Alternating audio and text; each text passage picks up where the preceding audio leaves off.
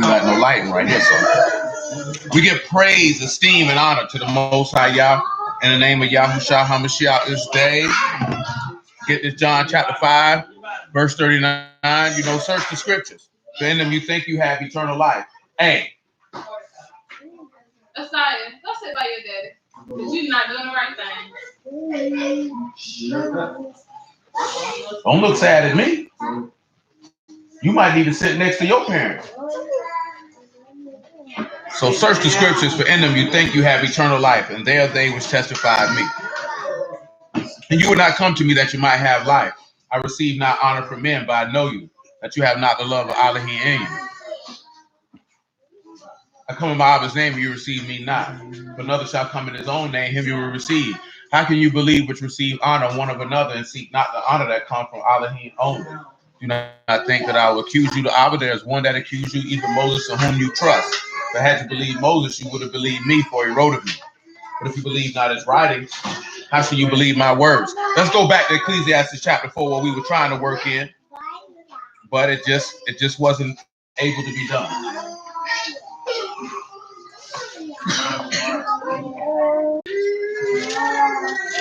Ecclesiastes chapter 4 and verse 9. Oh, we need that light. We need that light. Trying to make it cool. I understand.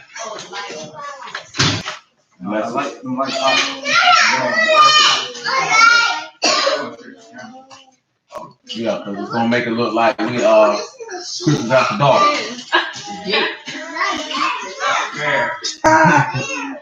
So, shalom, man. You don't want that.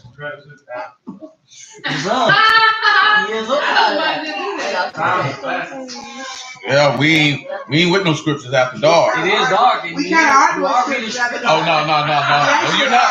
Ain't no kind of. It is okay. Yeah. But if y'all know where that comes from, and you know what it means. We are reading a little Solomon. We started off right. Well, y'all know if that type of stuff going on, that's debauchery. Indeed. Because niggas in their girls' inbox after dark. There's more than script coming in there too. Sweat Hotel.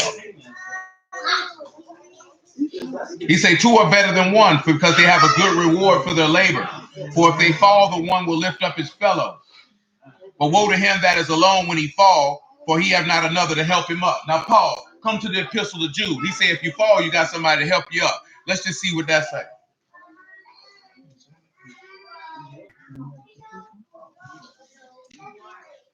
The epistle of Jude.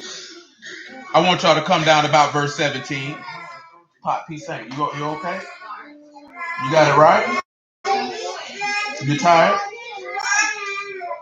You used to be a baby. Now you're almost 7. He say, but beloved, remember you the words which were spoken of the apostles of our Lord Yahushua HaMashiach, how they told you that there should be mockers in the last time, who should walk after their own ungodly lusts. These be they who separate themselves sensual, having not the Ruach. But you, beloved, building up yourselves on your most Kadash faith, praying in the Ruach HaKadash, keep yourselves in the love of Elohim, looking for the mercy of our Lord Yahushua HaMashiach unto eternal life. And some have compassion, making a difference, and others save with fear, pulling them out of the fire, hating even the garments spotted by flesh. Now unto him that is able to keep you from falling, and to present you faultless before the presence of his esteem with exceeding joy. To the only wise Elohim, our Savior, be esteemed, majesty, dominion, power, both now and ever. Amen. But notice he said he's able to keep you from falling. Because he just said in Ecclesiastes, destruction be to him when he fall alone, because he doesn't have someone to help him up. Now, yeah, but what does this mean when he say he doesn't have anyone to help him up? I guess it would be apropos to go ahead and do this tonight then. Proverbs 24 and 16.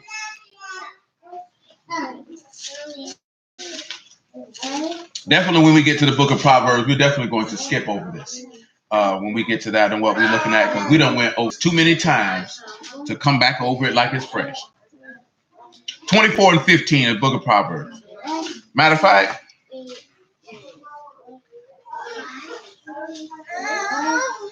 (24 and 13).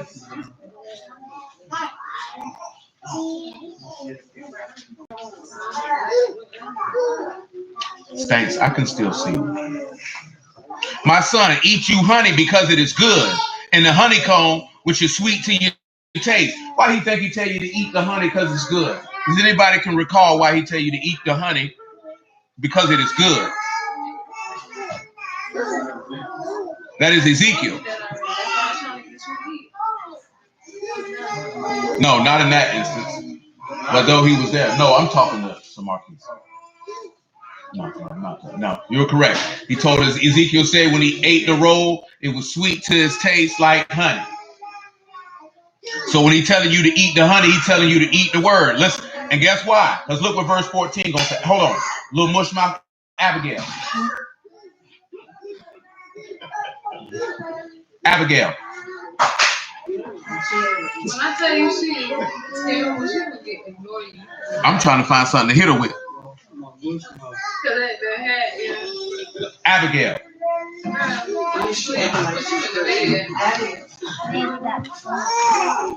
Watch yourself, Malia. Hey.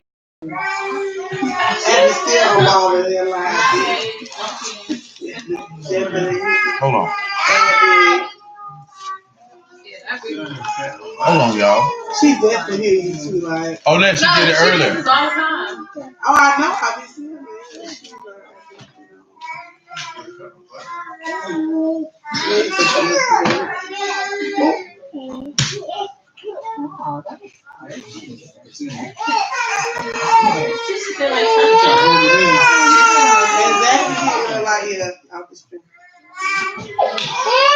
Well, that's what you get. Oh, yeah, she's very stubborn. Very, very stubborn. That nigga, you can definitely call her. She'll definitely look you in your eyes and not acknowledge you.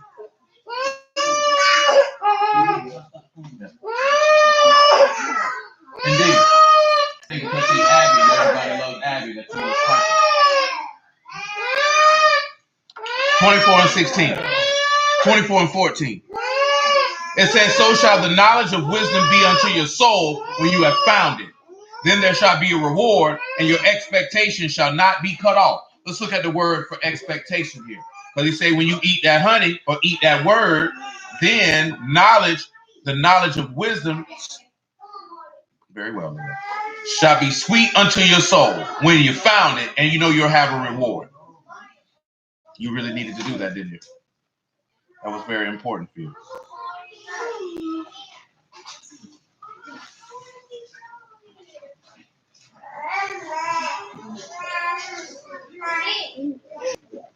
Wrong verse. Let's look at the word for expectation. I have an inkling in my mind what does it be, and it's the word that we mentioned earlier, takaba. That's your cord or your hope for expectation or your thing hoped for or your outcome. So what is the reward and outcome that we are looking for? Of course, we say acknowledge that this is the Day of Atonement. How many of you are unfamiliar on the stream and in present of what's contained in Leviticus about the Day of Atonement? Who is unfamiliar? If you don't respond, I'm going to take it that it's going to be familiar. And when we go over things that you don't know, and I ask you a question, I will feel no sorrow for ridiculing you after.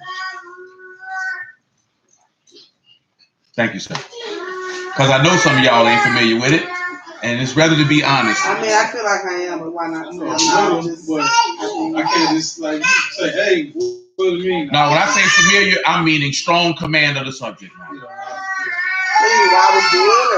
Everything that's entitled to it, because we went over it before in greater detail, but not since y'all been present. It's been 5 years since we went over it in great detail.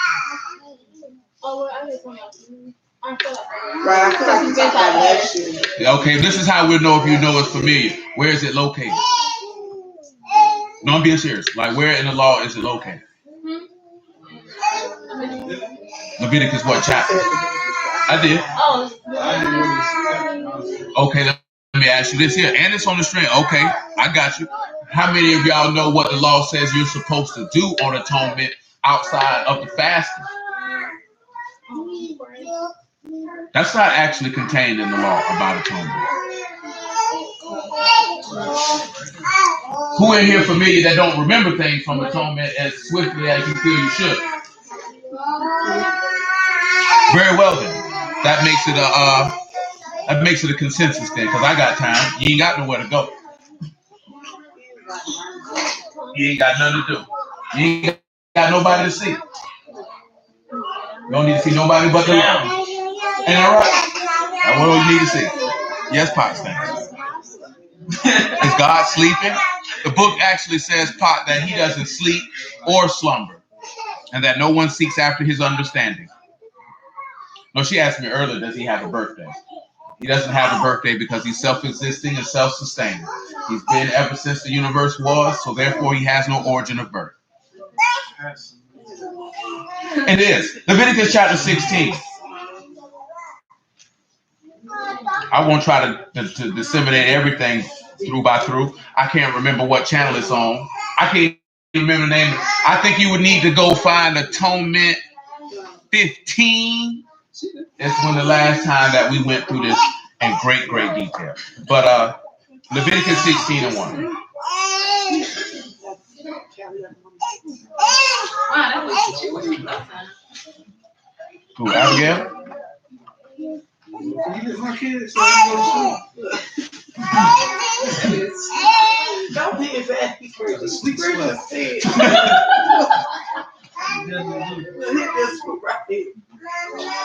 Well, she was owed that one because I called her earlier and she didn't come.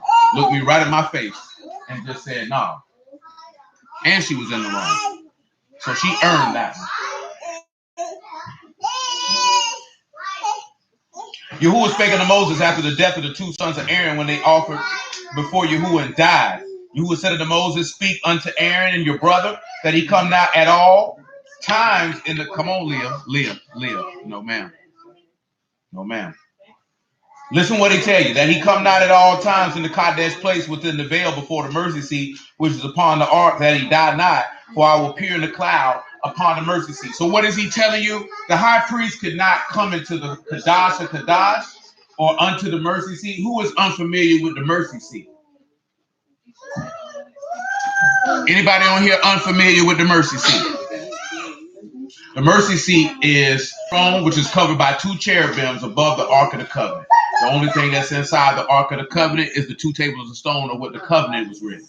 That was symbolic of Yahuwah sitting upon his throne. So the high priest could not enter into that area when he felt like it.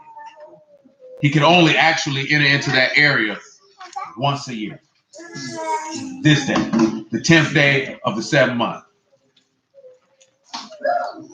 He said, then shall Aaron come into the Kadash place with a young bullock for a sin offering and a ram for a burnt offering.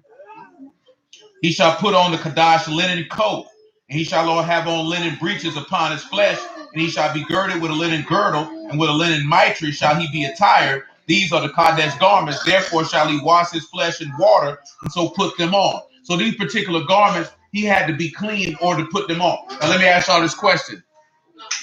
Priesthood. What's the difference between the Levitical priesthood and the priesthood of Melchizedek?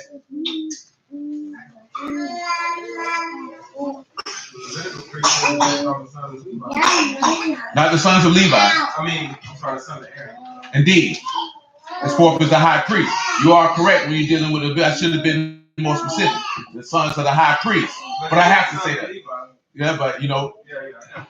Gotta be the, so what's the difference between that and Melchizedek?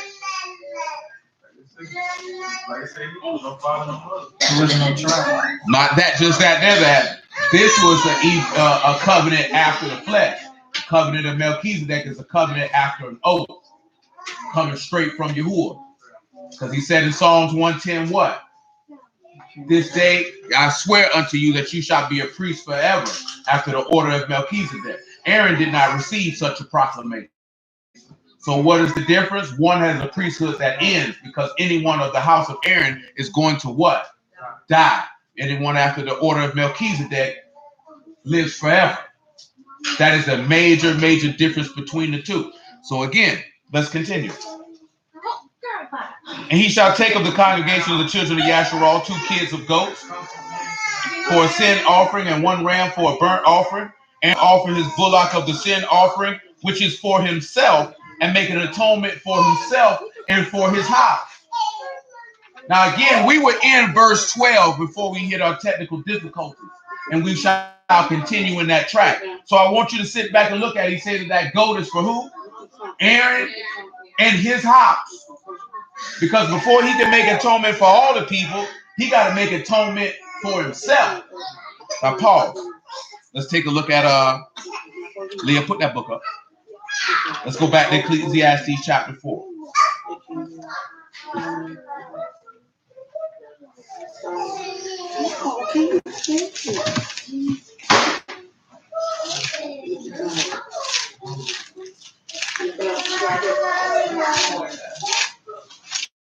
So we read right in verse 2 that we're in verse 11. He said again, if two lie together, then they have heat. But how can one be warm alone? Now I want you to think about that. And if one prevail against him, two shall withstand him. And a threefold cord is not quickly broken. Now, because what I thought I was going to have this finished, it took me off track, not off track. I'm going to add this on to what I actually was going to do, because it still goes into something that we looked at earlier, so you can see what atonement is really about. The Day of Atonement is not about you reconciling with your brother, because like I told you earlier, you should reconcile with your brother long before atonement rolls around. Because as we can read, you're going to read out the law, you won't hear him say nowhere, make atonement with your brother. How many of y'all know the word for atonement, what the word is? It's what?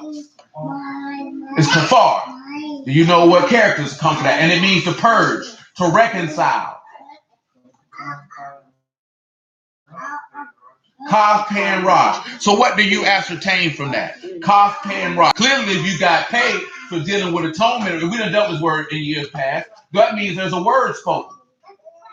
You got the words of who? Or the highest in this is, because this is Yahuwah in the play. He the one got to work the reconciliation. So what are you going to come up with when you look at Kaf? It can be the palm. So what you say, the sacrifice? Let's see all of them all together. So we don't leave nothing out. Leave no stone unturned in this matter, so to speak.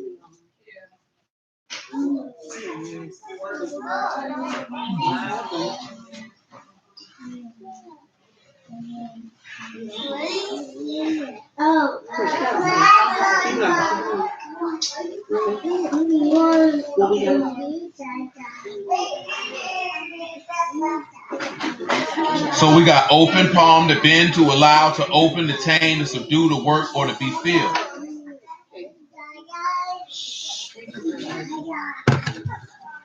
So which one would be apropos? I say open palm, because atonement, you sacrificing. So you want to look at overcome by the words of the highest. But how about looking at what we're looking at in Proverbs 24 and 14 when he told you to eat that honey so that you could have the knowledge of wisdom, that you be filled with the words of the highest. And if you feel with the words of the highest, what are you actually filled with? So there's your atonement, because once you receive the Ruach, what has actually happened? You've been reconciled and you've been purged. How have you been reconciled? Because not when you reconcile with someone, you're back at one with them. Hold on, let me think about something here. Come to the book of Proverbs. I think it's chapter 25.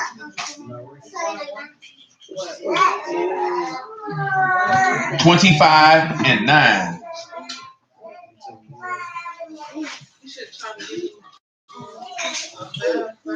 Listen what he said. Debate your cause with your neighbor himself, and discover not a secret to another. Now let's look at the word for debate.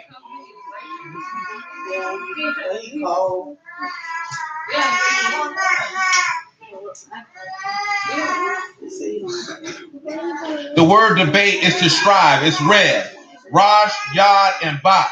To have a complaint or to make a quarrel or to conduct a suit or a case against. So now let's look at it. When we look at the Day of Atonement, would this not be Yahuwah having a cause with his neighbor? When we look at neighbor here,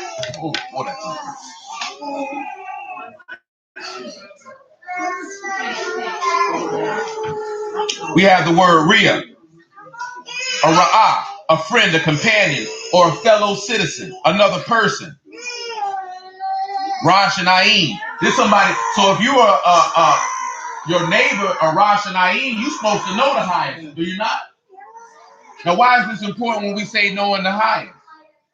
Because what did he say in Amos chapter 3? Before that, he said that, let's just look at it, because I feel like I'm going to leave some words out. We're holding Proverbs chapter 24, Leviticus chapter 16, and Proverbs 25 and 9. Amos 3 and 1. Hear this word that Yahuwah has spoken against you, O children of Yasharal, against the whole family which I brought up out of the land of Mizraim, saying, you only have I known of all the families of the earth, therefore I will punish you for all your iniquities. Because you knew the highest. How do you know the highest? Because he made a covenant with you. And you knew him. But he said, I'm going to debate my cause with you. So you got Rosh, Yad, and Bat. What would you come up with that? That's for the word Rev, which is the word for debate your cause. I mean, he got a suit against you. So there's a cause against you that needs to be reconciled and needs to be purged. Because he said, what did he say? He said, not according to the covenant I made with your fathers when I brought them out of the land of Egypt. Which covenant they did what to it? They broke it. Yad and Bat. Rosh.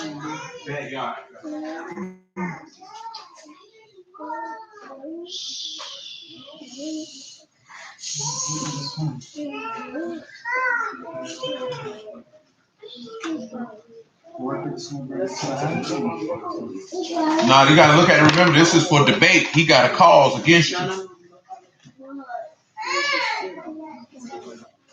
He got a problem with you because you've been bugging out.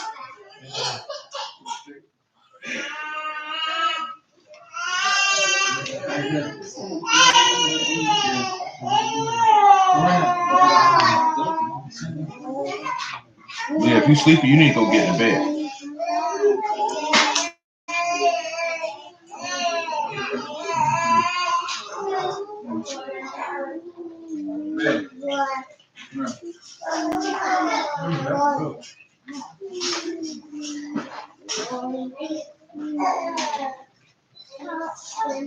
Give me a second, man. I ain't got a good signal in here for the image to come up here. So we got Rosh, Yad, and Bat for this one.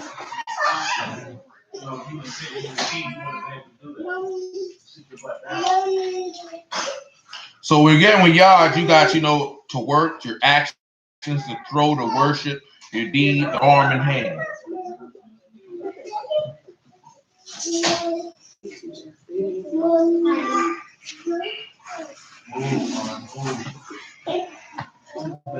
So it's rare. Remember, you got Rosh, Yad, and Bat. So you look at it, the highest sons, or the son of the highest actions. Why is it the son of the highest actions that causes debate, for him to debate with his neighbor? Well, let's look and see in John chapter 15.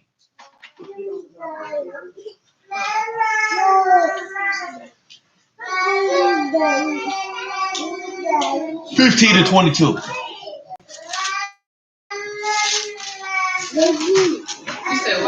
John 15, 22. Because this is how he came to debate his cause with his neighbor.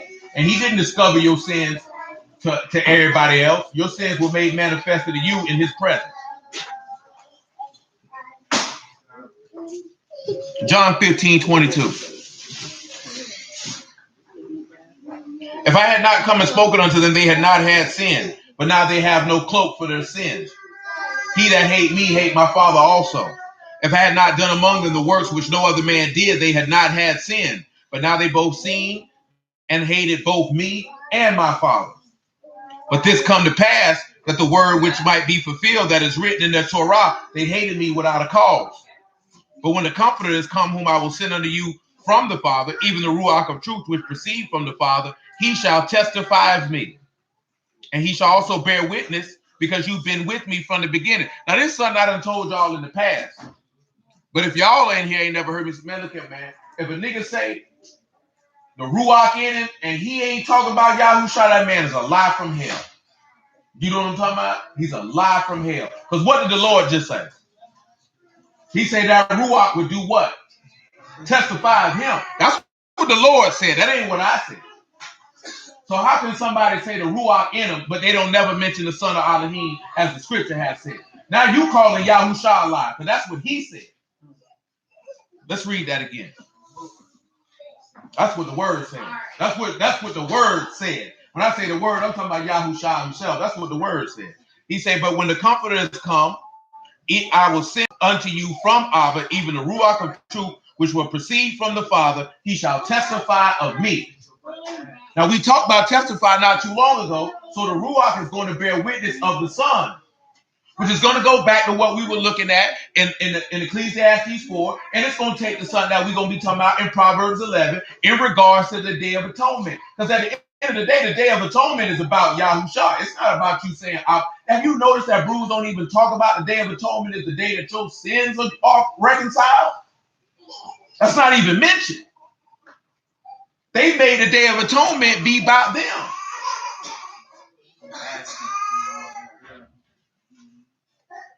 Day of Atonement is not about you.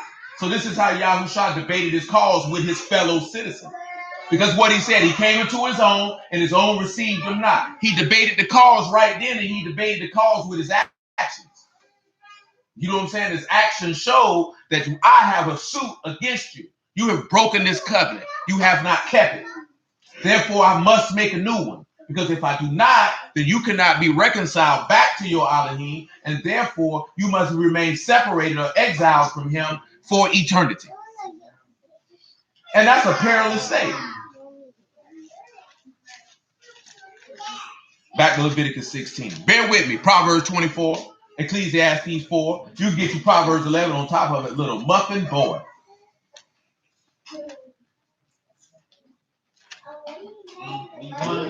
We're going back to Leviticus 16.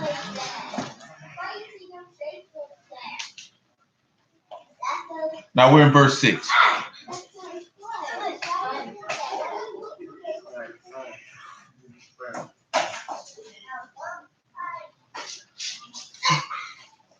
It says, and Aaron shall offer his bullock of the sin offering, which is for himself, and make atonement for himself and for his house. Now we read that earlier today, right? In Hebrews 9. Did we not? Let's read it again.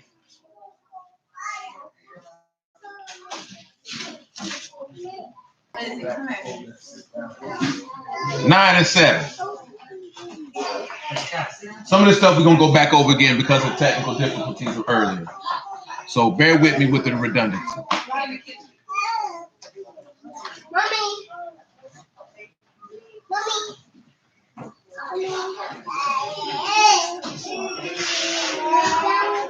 But into the second went, we'll make it verse 5, 6. Now when these things were thus ordained, the priests went always into the first tabernacle, accomplishing the service of Elohim. Notice again what we've been mentioning before about the difference. Only the priests went into the first house.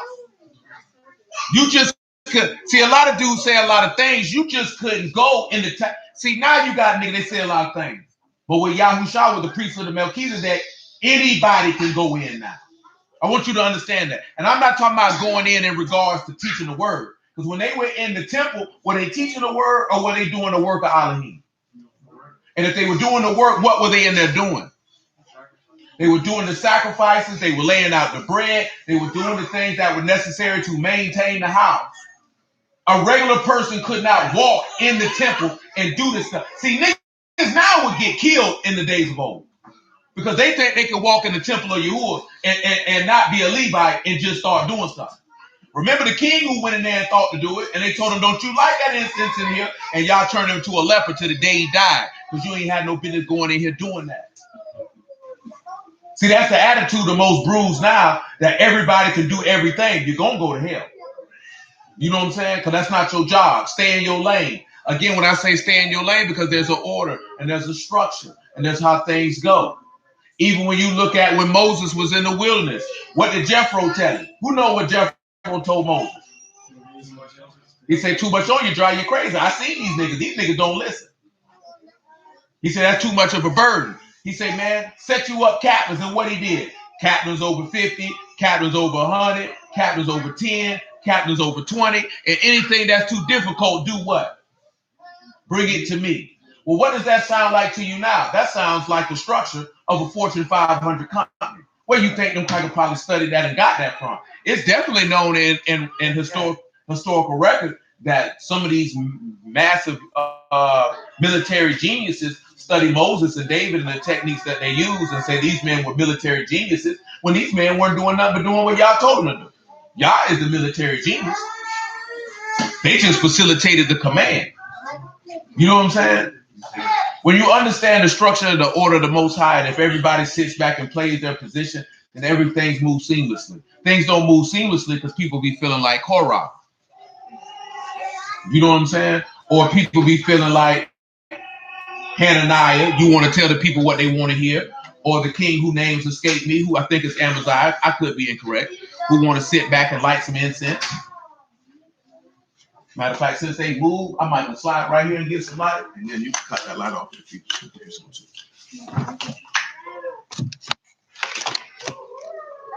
to. That works somewhat. Callie, I hope you ain't got no boogers in your nose. Because they're going to see your boogers. Yeah, you can pray for your household. You're probably wasting your time, though, but it's okay. Just because you pray for somebody don't mean y'all want that prayer. Or want that person. Remember, I ain't told y'all that in a while. Just because y'all want somebody to be saved don't mean y'all want them. It's okay then. You can come on. Yeah, you can come on. Yeah, you can come on. But do you know how to read? He does have one back. They can see you, Dale. You don't care? They gave you a present, girl. So at least it looks good for the camera. Dale say you acknowledge him. So we have verse 7. But into the second went the high priest alone once every year, not without blood, which he offered for himself and for the errors of the people. So notice he only went in what? Nobody went into the tabernacle of the tabernacles of the Kadash of the Kadash. You shouldn't be lighting no incense. So, and he only went in once a year. That boy said, what happened to the light? He said, but the Ruach HaKadosh, this signifying the way into the Kadash of all, was not made yet manifest while the first tabernacle was yet standing. Pause. John chapter 2. He said this wasn't made manifest. Because I just had I talked to a brother about this verse the other day. Before we read John 2, let's go to Amos 9. Sir, you're scratching me. You said 9. No, Amos 9. No, sorry.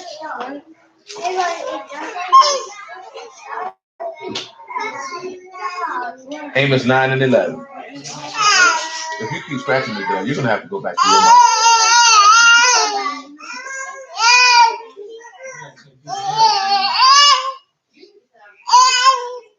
Well, I'm glad that you're that happy. I don't think anyone been this happy to see me in a long time.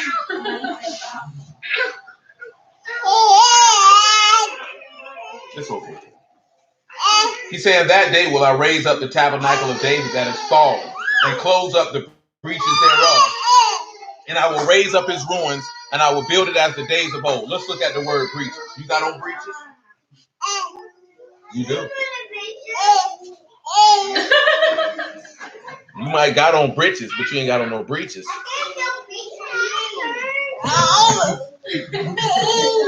I'm sorry.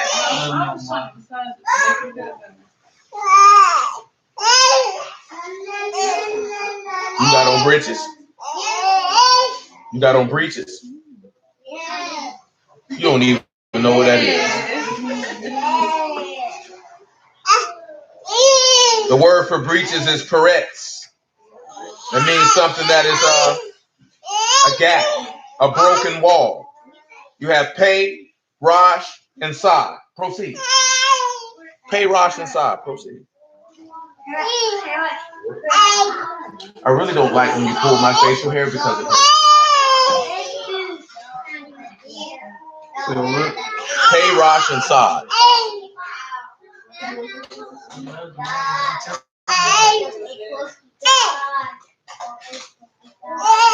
You don't have to depart.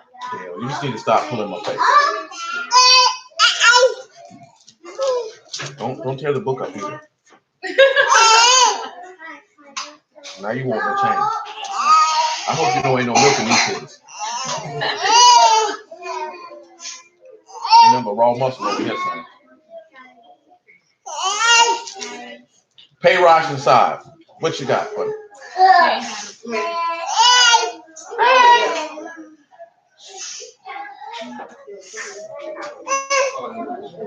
Highest command.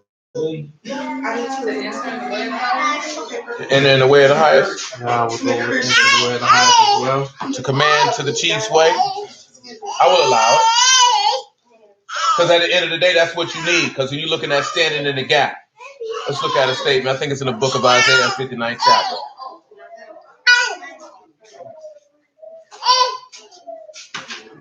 No, Ezekiel 22 is actually what it is. Ezekiel 22 and 27. It's okay, boy. It's okay. It's okay, man. Mordecai, what you crying for? This is first time ever in life. Oh, shoot. That nigga said he don't care who it is. No, see. It's okay, man. He's like, no, let's see you. It's okay, bro. Ezekiel 22 and 25. He said, there's a conspiracy of our prophets in the midst thereof, like a roaring lion, ravening the prey. They have devoured souls. They've taken the treasure of precious things, and they have made her many widows in the midst thereof. Her priests have violated my Torah and have profaned my Kadash things. They put no difference between the Kadash and the profane. Neither have they showed difference between the unclean and the clean, and they've hid their eyes from my Shabbat, and I'm profaned among them. Her princes in the midst thereof are like wolves ravening the prey to shed blood and to destroy souls to get dishonest gain.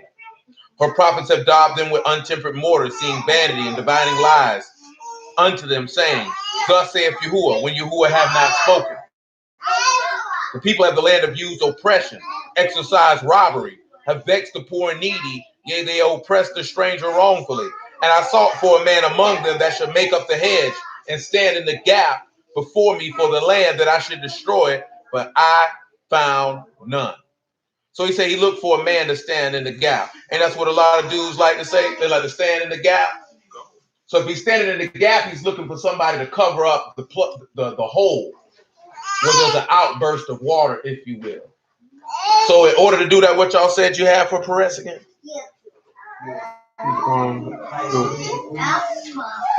The entrance to the way of the highest. The inner into the way. That's the only way the gap can be closed. What is the way of the highest? We just talked about that last week. That's Yahusha. And that's what atonement is trying to get done, is to close up that gap or that breach. Because he said that he will close up the breaches. That's dealing with what? What did Yahusha say in John chapter 2? Destroy this what? And he'll do what? And he'll build it up in 3 days. What was the purpose of that for? To close up that breach. Come back to Hebrews chapter 9. Do you act like this for anyone else? Oh, you do?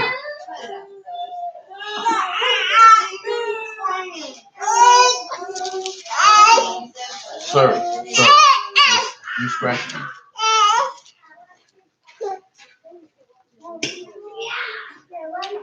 Hebrews 9 and 9. Well, hold on, Dale. We just let him see your face. Say hello, Dale. That's what you want to do? That is Dale. Good day, Dale. And King looking like somebody took your lunch money. Look like I took food. Damn. The fight come with that, King. Huh? King, you can beat up that man?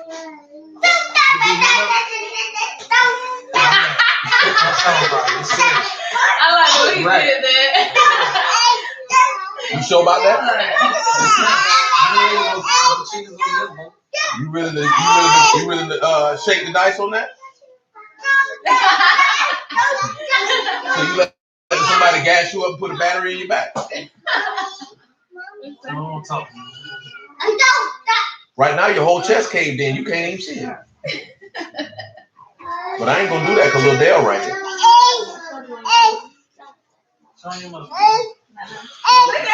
Go ahead and show it. You know it. They writing checks so you can't cash. He acting like y'all embarrassing him. Look at that, boy. Look at that. Yeah. You sure you want some of that though? Don't follow yourself now.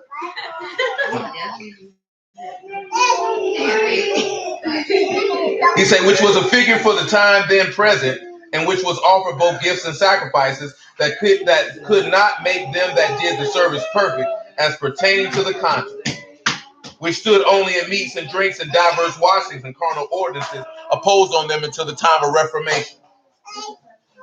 But Hamashiach, become a high priest of good things to come by a greater and more perfect tabernacle, not made with hands, that is to say, not of this building. Neither by the blood of bulls and goats and of calves, but by his own blood, he entered into the Kadesh place, entered in once into the Kadesh place, having obtained eternal redemption for us. Listen what he say, right? For if the blood of bulls and goats and the ashes of a heifer, sprinkling the unclean, sanctified to the purifying of the flesh, how much more shall the blood of a Mashiach, who through the eternal Ruach offered himself without spot to Elohim, purge your conscience from dead works to serve the living Elohim. So when we look at what it is, right, again, the word reconciliation is kafar. So when it say purge, it would say kafar. Because you got to be reconciled. You separate. Sin has you separated from Yahuwah. And remember, that's why I mentioned that earlier. Anything that is not of faith is this with the manna, they didn't believe. Was it not sin to them? With the quails, it's because they didn't believe. It was sin for Cain because he didn't believe. At the root of with Saul, see, the disobedience is rooted in your unbelief. If you look at anybody who Yahuwah had a problem with, it was rooted in not of faith. And that is the beginning of sin. You don't believe in Yahuwah, that is the beginning of sin. And that's the beginning of your separation from him. That's why I mentioned that earlier. You cannot love someone you do not trust. That is impossible. How can you love Yahuwah if you don't trust him to lead you? How can you love Yahuwah if you don't trust him to teach you? It's going to be impossible. If you don't trust in his way, then how can you love him? Because you don't trust in his way, that means you don't love his way because you feel like your way is better. By default. You ain't even got to say it out your mouth, but by default, you believe your way is better. Period. You know what I'm saying? Ain't no way around that. That's why he say that you make sure that you don't have an evil heart of unbelief. Because the unbelieving heart is 1,000 times more wicked in your eyesight than the heart of a nigga who just want to do something. Because you got some people, they just want to do evil. Like I told you, that dude say, oh, God, let me down. Now I'm finna go fornicate. See, you wanted to fornicate anyway. You were just looking for a reason. They ain't no different than a nigga who a homosexual. He been wanting to be a punk. He was just looking for a reason. That ain't no different than a thief. He been wanting to steal.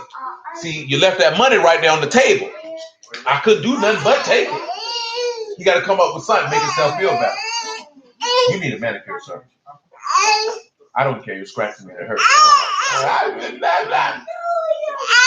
I ain't nothing. Yes, you're scratching. Back to the big as 16. You got strong nails, sir. You got a baby? You got a baby? No, I got a baby. You a baby. I'm not the baby. You are a baby. I'm not. You are. No. You're a big baby. I am a big boy. Oh. You're a big baby. No, I'm not the big baby. It's okay for you. I mean, you're always going to be somebody's big baby. And that's what DMA said. You always got to be somebody's baby. You somebody's baby. You your mama's baby? Yes, I am a baby. Oh. I am a baby. What's up, cuz? You want to go? Baby. You sure you want to go? I You want don't to want go. to go? You want to go? Yes. Do you even know what that means? Yes, we go. No, not this kind of go. Yes. You want to go, little Stan? Yes. Keep gonna give you some little confidence, boy. That little Dale. I want to go, Mommy. 16 and 7. Mommy's going in there. You don't need to go. What have we told you about that? You have an outing. You don't have an inning. What? Sit down. You sit down. You must want to go to bed. Chop him in the throat like your name Ric You Flair. want to go to bed? Right. And then he shall take this is Leviticus 16 and 7. And then he shall take the 2 goats and present them before Yahuwah at the door of the tabernacle of the congregation. Aaron shall cast lots upon the 2 goats, one lot for Yahuwah and the other lot for the scapegoat. Aaron shall bring the goat upon which Yahuwah's lot fell and offer him for a sin offering. If y'all recall, remember Yahushua is both goats. Why does it say, how is he the first goat? If he say if one lot fall and that's the offering for Yahuwah, he's the sin offering. Why? Because we just read it in Hebrews 9. Yahushua was the sin offering of Yahuwah. He said he offered his own son. What did he say in John 3:16? Elohim so loved the world that he gave his only begotten son that the world would not perish but have life through him. He said, but the goat on which the lot fell to the scapegoat shall be presented alive before Yahuwah to make atonement with him and to let go for a scapegoat into the wilderness. Aaron shall bring the bullock of the sin offering, which is for himself, and shall make atonement for himself and for his house, and shall kill the bullock of the sin offering, which is for himself. He shall take a censer full of burning coals of fire from the altar before Yahuwah, and his hands full of sweet incense beaten small, and bring it within the veil. He shall put the incense upon the fire before Yahuwah, that the cloud of incense may cover the mercy seat that is upon the testimony that he died not. Now let me ask y'all this question. Where is that in the gospel? That exact verse. Verse 12. With the blood. Verse 12 says, and he shall take a censer full of burning coals off fire from off the altar before Yahuwah, and his hands full of sweet incense beaten small, bring it within the veil. And he shall put the incense upon the fire before Yahuwah, that the cloud of incense may cover the mercy seat that is upon the testimony that he died not. Who knows where that's in the gospel? Any of y'all in here know where that's at in the gospel? Oh, that's easy. Okay, I need you to be specific. The mercy seat was when he was on the stage, because that's him showing mercy to people. Covering. I will allow it, because that's the correct answer. So, but how did he die not, though? I'm looking for the hot coals. The hot coals is the furnace of affliction. Cloud is the symbolic of the incense that covers him because he's sitting upon the mercy seat. And but how did he not die not? Because clearly he died on the stake, did he not? But he was never dead. Because what did he tell you? Pause. Look, Revelation chapter 16. Yeah, he definitely told the people that if you whosoever live and believe in me shall never taste death. But let's just sit back and look at this here in Revelation 16, because this will be a little bit more appropriate for the time. It's actually 14 and 13. My mistake. How you go from being how to go in hell? How you go from being how to go in hell? Make it 14 and 12. Here is the patience of the Chesed. Here they that keep the commandments of Elohim and the faith of Yahushua. I heard a voice from Shamahim saying unto me, write, Baruch are the dead which died in the Lord from henceforth. Yea, say the Ruach, that they may rest from their labors and their works do follow them. That's why he died, not because he died in Yahuwah. And if you in Yahuwah, how are you him and he and you? How you dead? What did he tell them people in Matthew when they came to him talking about the resurrection of the dead? What did he say? He said, have you not read that he's the Elohim of Abraham, the Elohim of Isaac, and the Elohim of Jacob? He's not the Elohim of the dead, but the Elohim of the living. He is the mighty one in power who are alive. That's why I laugh at niggas talking about the ancestors. So your power is the power of the dead. So why would I even care about you or what you talking about when you reverence the dead? You talking about seek the ancestors. That nigga dead. You talk to dead niggas. What can a dead nigga do for you? Well, they know that's what they say to us by the Lord. Y'all God is a zombie. So you say. He said, I have flesh and bones, sir. Zombies don't have any of that. They just walk around talking about brains. I want brains. Not them kind of brains.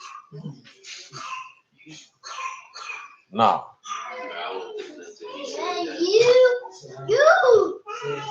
Yeah, you got a large brain. Yeah, you see in your head? No. You thankful? Back to Leviticus 16. 16 and 14. 14. You sink. 14. Oh, 14. Yeah.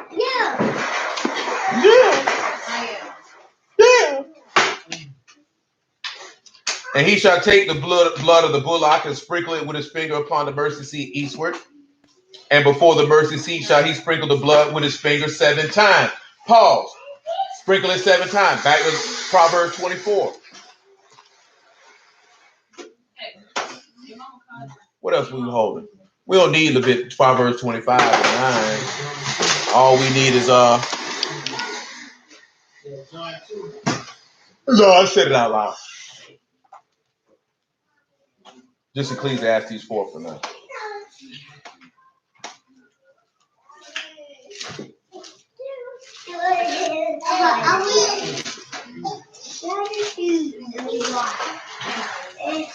So Proverbs 24 and 14 is where I stop. It says, shall the knowledge of wisdom be unto your soul when you found it, and there shall be a reward, and your expectation shall not be cut off. So when we look at the Day of Atonement, our expectation is for us to be reconciled back to Elohim.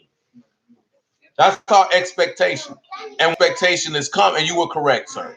And when that expectation is come, then guess what happens? You have an expectation of what? Everlasting life.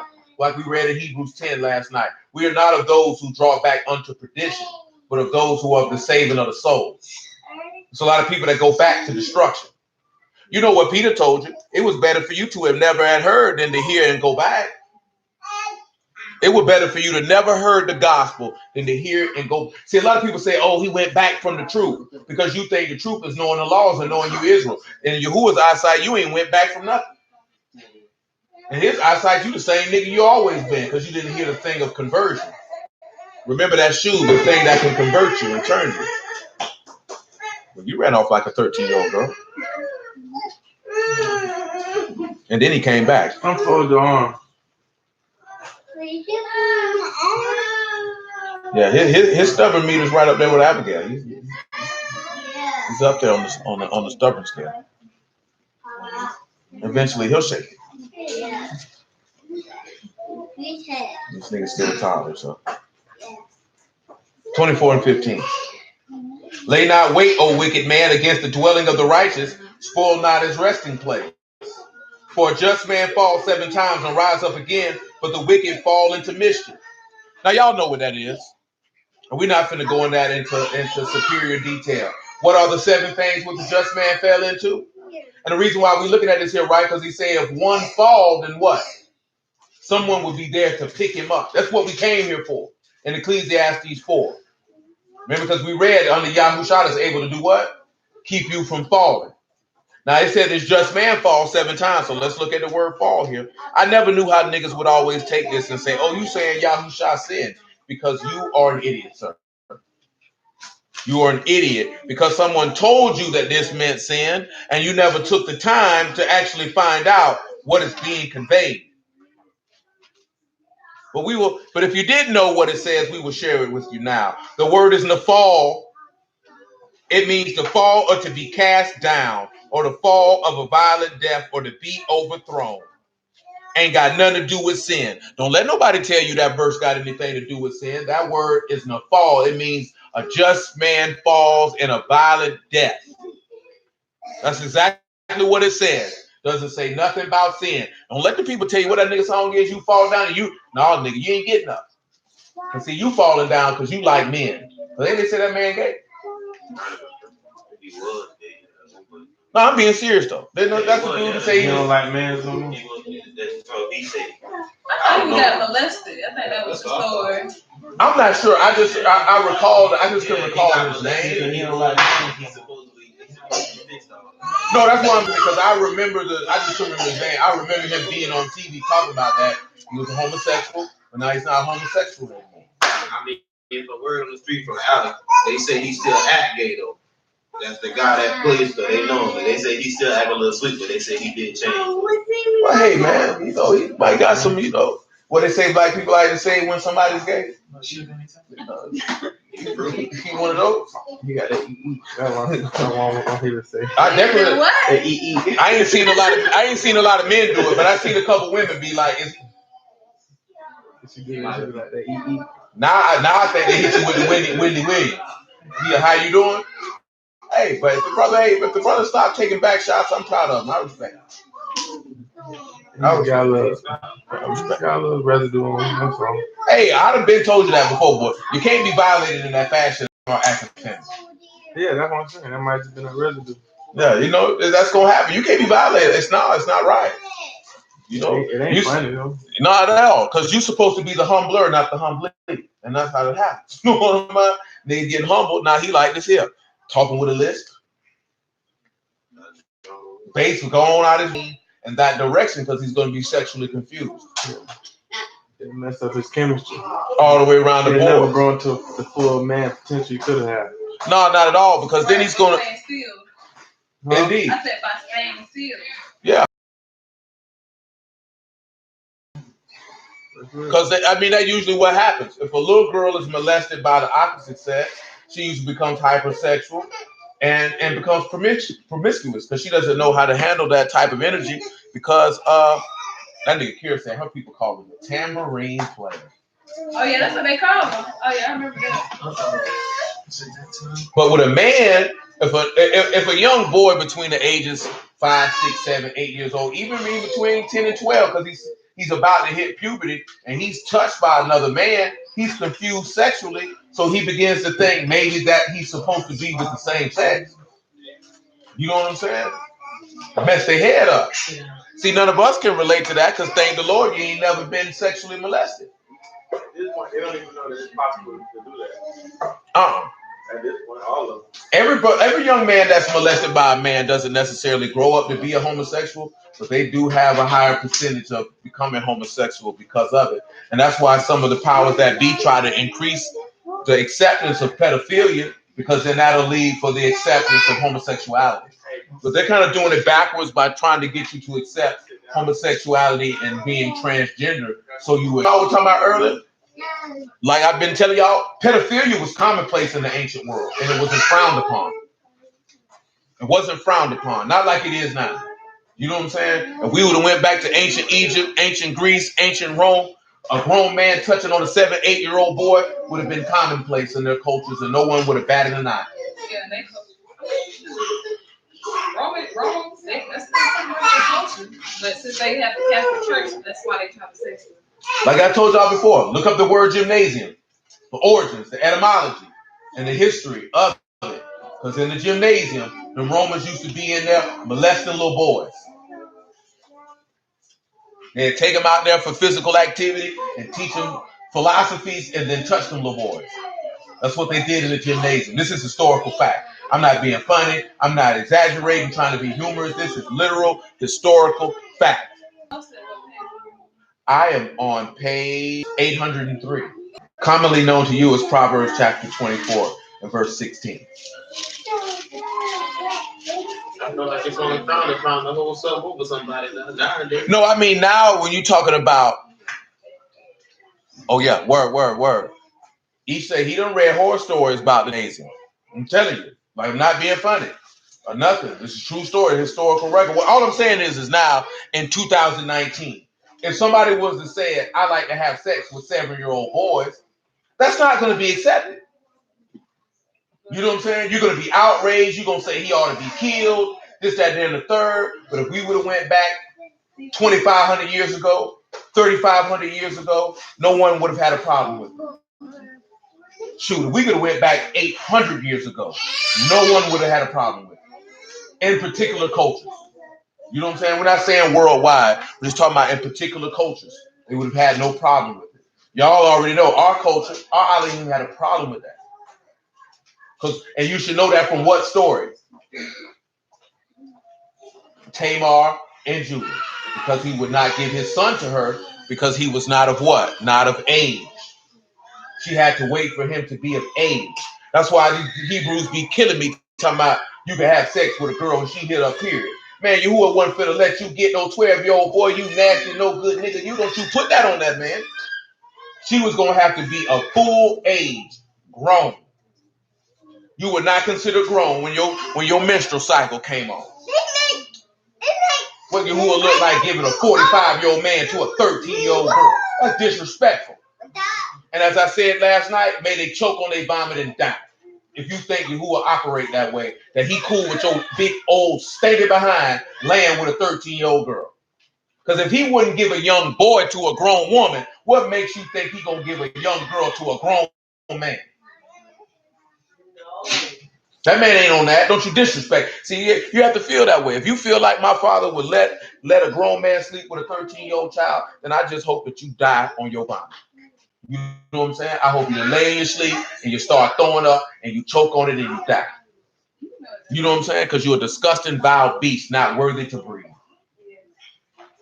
Because I don't think too many men walking want to sleep with a 13-year-old child. Oh, she on a period. Yahuwah say it's cool. Oh, word? I'm good. Why you think a lot of people like Kira were talking about the other day? Why you think people don't want to deal with Yahuwah? They talking about, he let people rape them. But remember, what did we read in the Torah? What is rape equal to? Murder. Rape is equal to murder in the script. Let's not say in the script, in the mind of Yahuwah. Because who counseled Yahuwah? Who taught him judgment and led him in the way of understanding? And ain't that funny that people's natural inclination is to say somebody that commit rape or molestation should be killed? Because that's the way of Yahuwah. People be speaking according to the breath of Yahuwah, don't even know it. Because that's the way of Yahuwah. Yahuwah said you ought to die for it. You're a mighty husky child to be carried in such a fashion.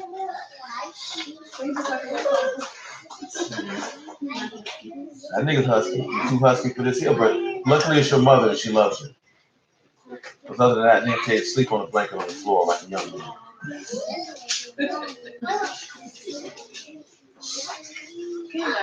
Baba. What are the 7 things that the just man fell into? Who can tell them to me? He fell in his head. A proud look, lying tongue, heart that feet that are swift to run into mischief. We got 4 more. A false witness. Shed innocent blood. This is Proverbs 6 and 16 to 19, by the way. That proud look. We got proud look, feet that are swift to run into mischief, false witness, shed innocent blood. Wicked imaginations. And you got one more. The strongest one of them all. Sowing discord among brethren. So when one falls, as it says, this is what the righteous are going to fall in. Because what did Paul say to Timothy? What did he write to Timothy? That if you be godly, you're going to what?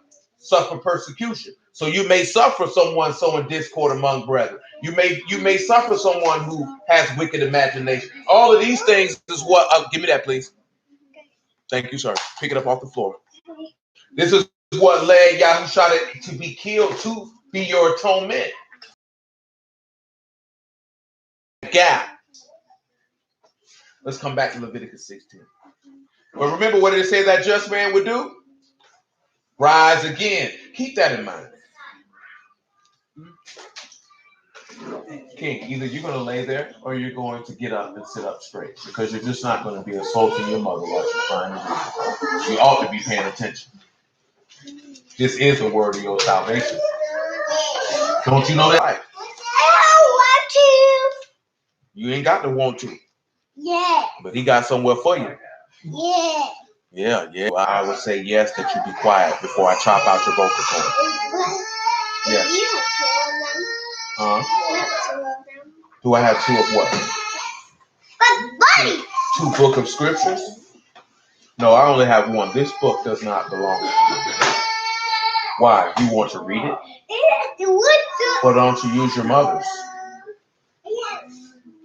Then why did you come up? I just don't understand you. You were talking to children, you know that's 15 and 15. So Yahusha was a sacrifice for who? The people. Because what did he say? What does Daniel say? Daniel chapter 9. Let's look at it, because Daniel has the word for atonement in it as well. Daniel 9 and 25, everyone. We're going to try to hit a lot in a lot of time. So bear with me. There's 2 in your belly. You might want to use the bathroom. Because it's 2 in your belly. Daniel 9 and 24. Make it 9 and 23. Son, sit down, son. Sit down. Sit down and be still.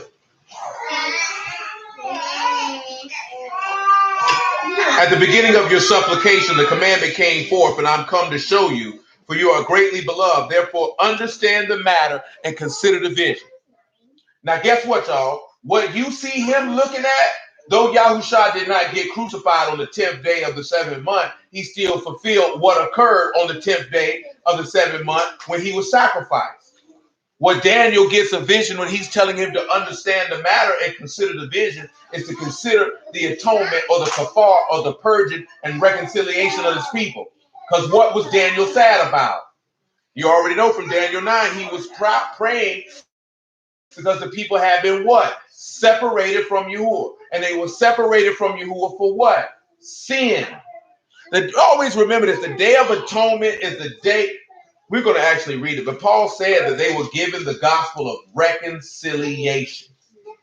The only way you can be reconciled back to Yahuwah is through the gospel of Yahusha. Period. I'll say it again because we read it earlier. If a person says they have the Ruach and they are not bearing witness of Yahusha, they are a liar, because he said the Ruach would testify of him. I'm not saying that. That's what he said. And if he said it, who taught him that? His father taught him that. So we have to look at that. We have to understand that this day is really bearing witness to our reconciliation. Day of Atonement is really bearing witness to the fact that you can get the Ruach and live forever, the same as Pentecost. It's bearing witness that your sin is purged. See, Passover and Pentecost is almost a merging as far as works is concerned. Only difference is that he was actually there during the time of Passover and Pentecost while he was in the flesh. Versus atonement, he wasn't there. He wasn't there for trumpets, but he fulfilled that nonetheless. See, he done fulfilled them all except for one. And we all know which one that is. And that's tabernacles. That's booths. That's ingathering. See, a lot of brothers, they like this here, man. They make a big deal about camping out. Tabernacles was never about that. It was never about that. You know what I'm saying? Because you know how we know this? In the book of John, they kept the Feast of Tabernacles. You ain't hear them say nothing about making no booths. Everybody came up to Jerusalem because they knew it wasn't never about the booths. The booths was to recognize that you were nomads, dwelling in a temporary dwelling place, seeking a permanent dwelling place, which would have been the land. You know what I'm saying? So you know that you're dwelling in a temporary vessel. That is that longing for your tabernacle that's from heaven. See, niggas missed the point. So everybody gonna get all amped up and get their Coleman tents and be like, I serve you and be happy, and you are still gonna be displeased because you're missing the point. Because you're missing the point. See, now you ain't supposed to be concerned with no boo. You're supposed to be concerned about you gonna be a part of that gathering or that tent, as he said, right? Rather than meet into my barn that my storehouse might be full. See, we be missing the point. And this is one of the instances where the letter killed, but the ruach give life. Because you looking for the letter, but the letter gonna condemn you if you contrary to it. And you got to be, and you got, like I told y'all before, you got to be in line with the Torah all the way around the board. That means you got to make that booth exactly how he said to make it. A Coleman tent ain't gonna cut it. They didn't have no Coleman tents coming up out of Egypt. So you was gonna literally have to make a booth. Just like he said, make it. So guess what that means? Everybody going to hell because you don't have the ability to do that. If you don't live in an environment where the very branches and sticks are that he said to use, then you can't fulfill that instruction. You can't fulfill it, right or wrong. Because he said he wanted specific branches. But if you understand who and what tabernacles is about, then you can fulfill it every year. Like you said, you still got dudes who slaughter lambs for Passover. Shalom, Brother Jennings. You still got that. Still do that. You keeping the letter of the law, and that same letter gonna kill you because you're gonna be a debtor to keep everything in that law. Everything to it to the T. And we ain't talking about the instructions as you shouldn't do this or you shouldn't do that. You're gonna have to keep every diverse washing, every sacrifice, every ordinance. And how you gonna keep that under Levitical priesthood without a Levitical priest to offer these sacrifices to? Not gonna be able to do it. So Hamashiach is of none effect for you. So the power of he could never rest on you. But that's a different conversation. Can you read? No. I read. Do you know how to read? If you sound it out, do you want to read? Well, let's read one word. Can you tell me what that word says?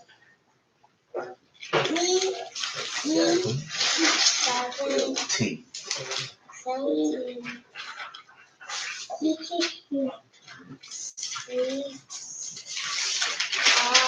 Very good. D. Turn.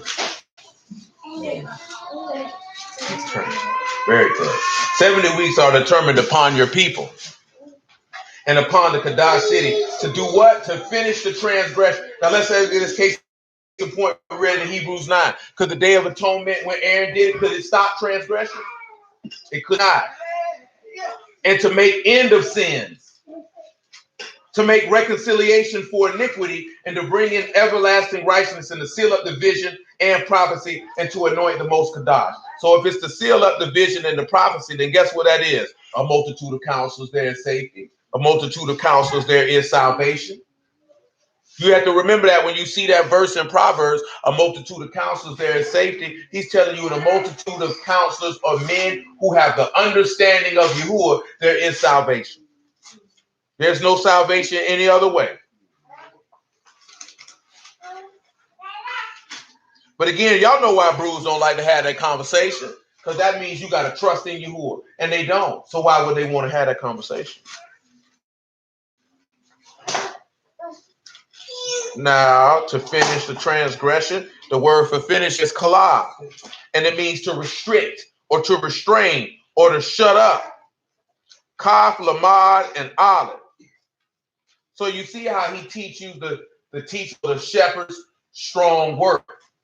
That's what's going to finish up that iniquity. The shepherd's strong work. And what was his strong work? To go ahead and sacrifice himself. The words that are stated here. Thank you for allowing me to know that, you homosexual. Yeah, that's a real true homosexual.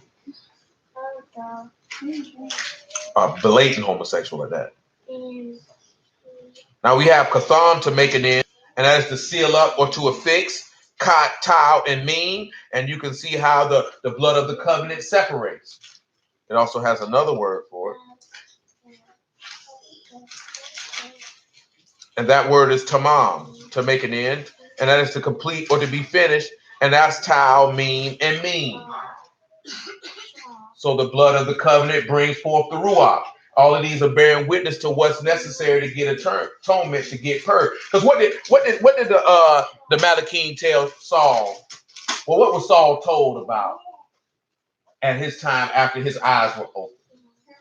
They told him to rise up and be baptized and wash away your sins. Because you're told that when you're immersed, you come out of go in an old creature and come out a new creature in order to do what? Receive the Ruach HaKodesh. Because at that time, most of them were receiving the Ruach as soon as they were immersed. Because they knew the word well enough, so when Yahusha was preached unto them, they would believe instantly. See, it's different now because you don't know nothing from nothing to have a baseline, to have an automatic faith once he's preached unto you when you get baptized. But the key point, most people when they were baptized is, if you look at the new, Yahusha was preached to them before they did that. See, now you got rules that just get baptized. Like I told you before, I don't care just to miscellaneously baptize people, but if you ask, I will not deny you. You know what I'm saying? I'm not going to tell somebody I'm not going to baptize you. Because when you ask me why not, what rational reason can I give for not doing it? Can anybody come up with any reason why you shouldn't baptize somebody? Well, if they didn't believe it, I wouldn't see them doing it.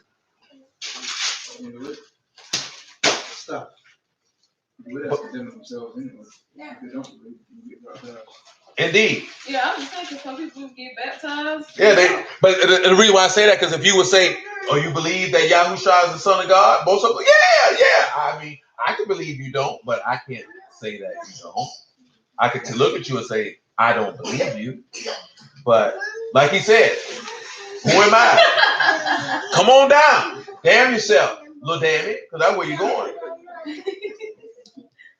You're going to hell. It's the same thing a brother told me that they take communion all the time. I said, well, y'all boys living dangerous.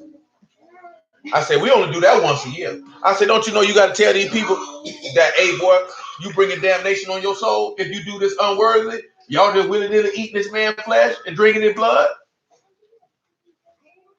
That ain't going to be played with. Oh, I was in Daniel 9. I'm sorry. My little Stanks over here is just, I don't know what she's doing. What are you doing? Stanks, they can see you. You can say hello now.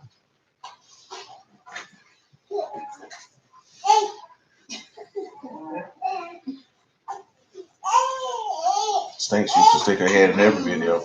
Now again, reconciliation has kafar, everlasting righteousness. Y'all know what them words is, the same thing.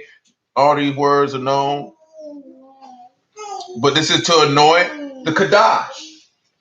His Kadash one. Because he said he would not do what? Suffer his Kadash one to see what? Corruption. Back to Daniel 9 and 25. Know therefore and understand that from the going forth of the commandment to restore and rebuild Jerusalem unto Mashiach the prince shall be 7 weeks and 62 weeks. The street shall be built again, the wall even in troublous times. After 62 weeks shall Mashiach be cut off, but not for himself. And the people of the prince that shall come shall destroy the city and the sanctuary, and the end thereof shall be with the flood. Until the end of the war, desolations are determined. And he shall confirm the covenant with many for 1 week. In the midst of the week, he shall cause the sacrifice and the oblation to cease. Now notice, right? He's coming in. Notice the key thing that he's coming to do. To stop sin and give you the Ruach. To purge sin, and so you could get the Ruach. This is what the Day of Atonement couldn't do. Its forth is under the Levitical priesthood. That's why we read what was in Hebrews 9. It wasn't possible.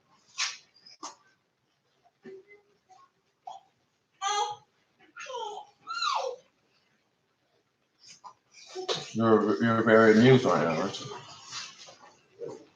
It's okay. It's just being staged. Leviticus 16. We got this. roll on through this here because I forgot. This chapter is very, very long.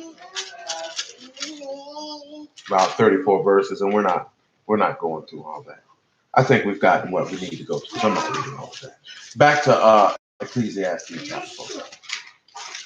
Because it goes into certain watchings. Of course, the scapegoat is led out in the wilderness, and the scapegoat is who blamed on.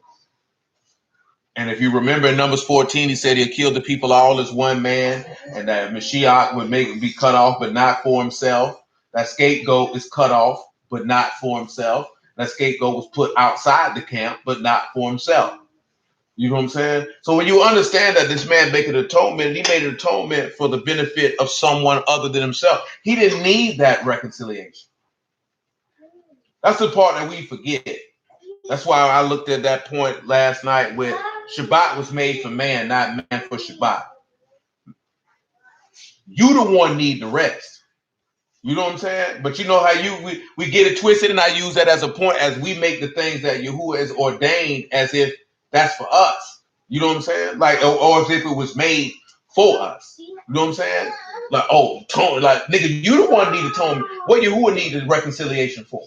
Who he need to be reconciled to? But you know the crazy part is we more worried about being reconciled to each other than we are to Yahuwah. Not to say that you shouldn't be reconciled to one another, but I said Torah already teach you don't bear grudges one another. The law already teach you that. So you shouldn't be walking around bearing no grudges with nobody anyway.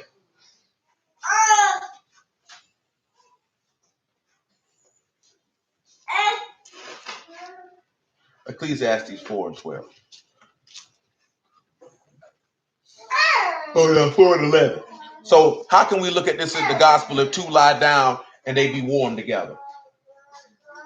I'm going to take the brain out of your cranium. Are you okay with that? But you don't need your brain. I need a new brain.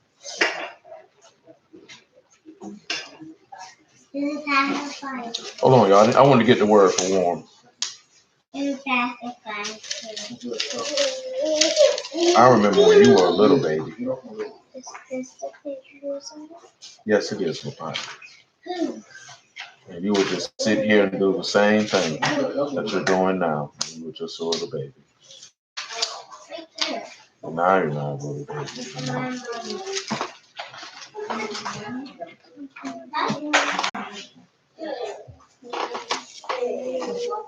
The word here for warm is to be hot, but also to be conceived.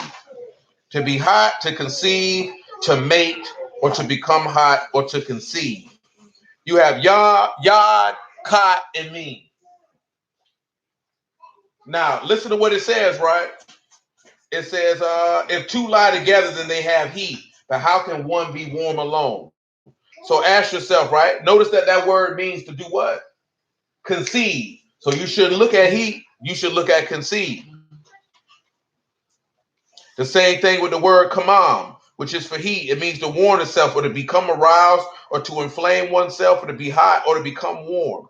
Now you should look at warm in this. So it looks at how if two lie together, then how can they have heat?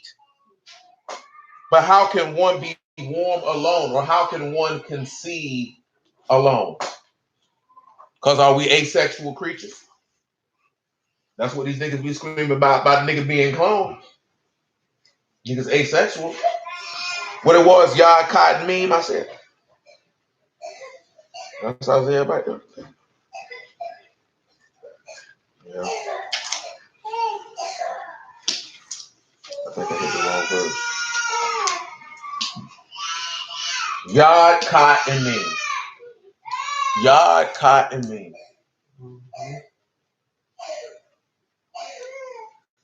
Mm-hmm. Yeah. You said that's for conceive? It means to be hot or to conceive.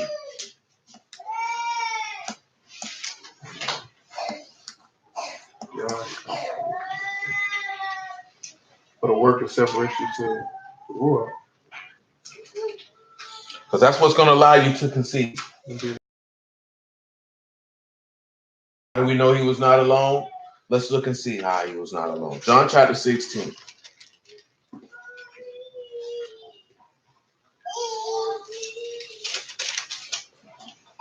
He about to sound like a nigga who going to jail and his mama won't take his phone call when he call collect. Mommy, you not gonna bail me out? Don't he know? Mommy, you not gonna bail me out? Don't leave me here. They taking trays.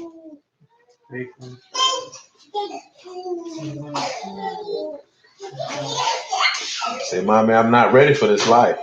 Next thing you know, you come back, that nigga a whole gangster.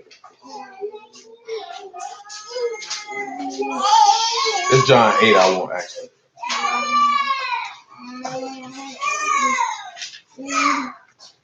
He's upset. John 8 and 28.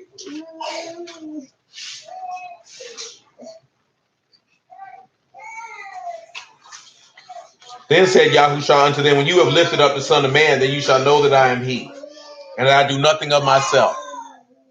But as my Abba hath taught me, I speak these things. And he that sent me is with me. But Abba have not left me alone, for I do always those things that please him. So though he may have got crucified and it seemed that he was on that stake or in that grave alone, he was not alone. Because how would he be able to conceive being alone? Because what did we read the other day? What was the command? While we was on the Facebook Live, what was the command? To be fruitful and multiply.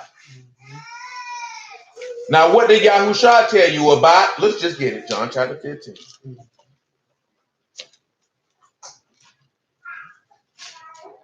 (15 and 1).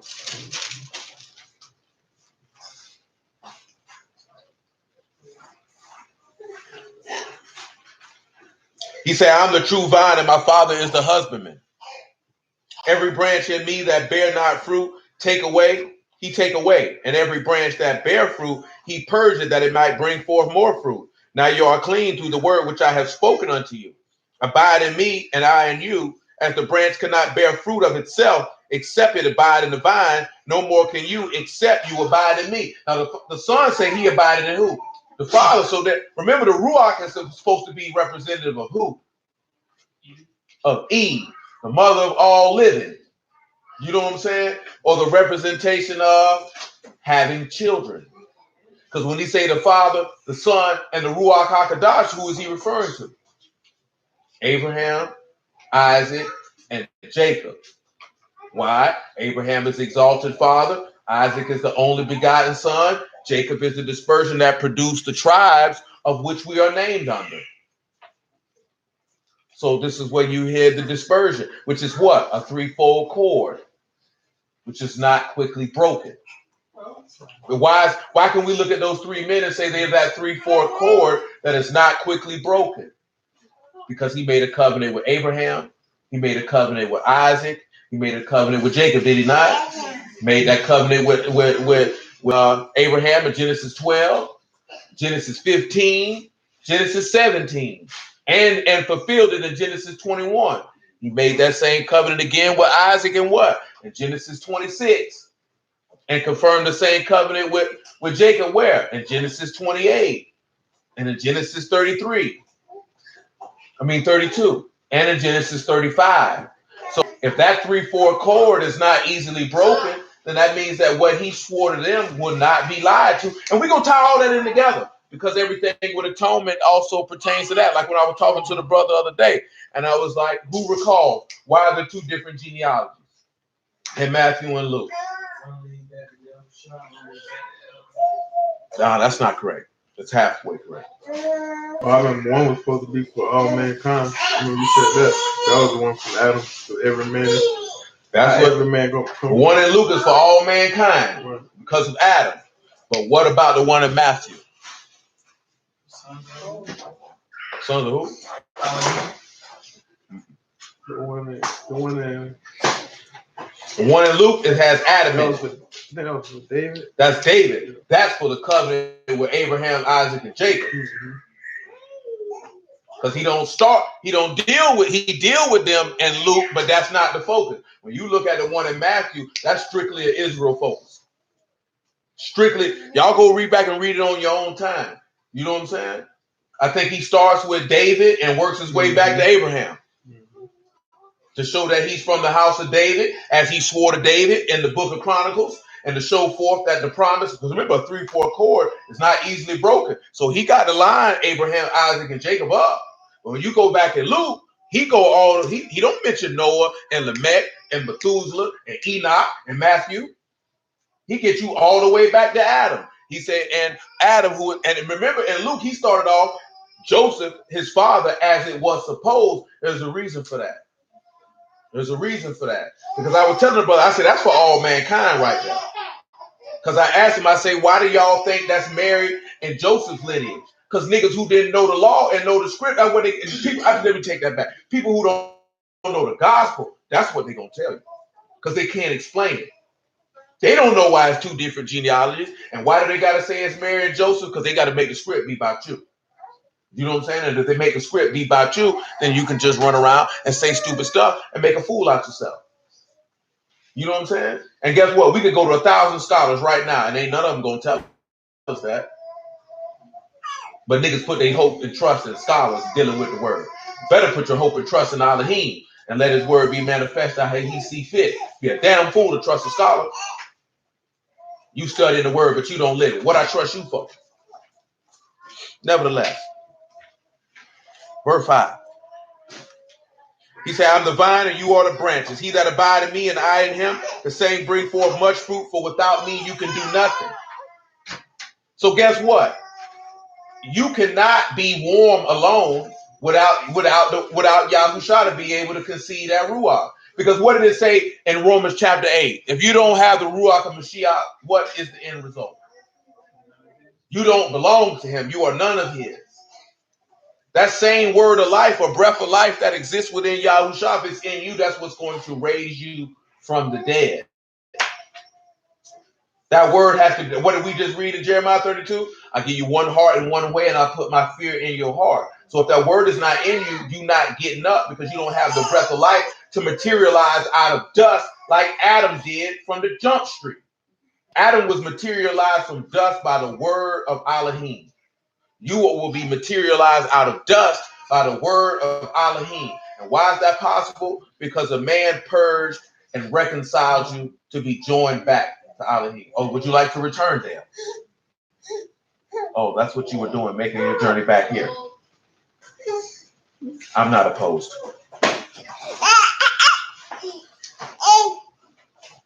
I am opposed to you pulling my hair. Pull your own hair. At least the hair you can grab. You got a life, eh? Okay. What was that? Definitely went from ball fade to light fade.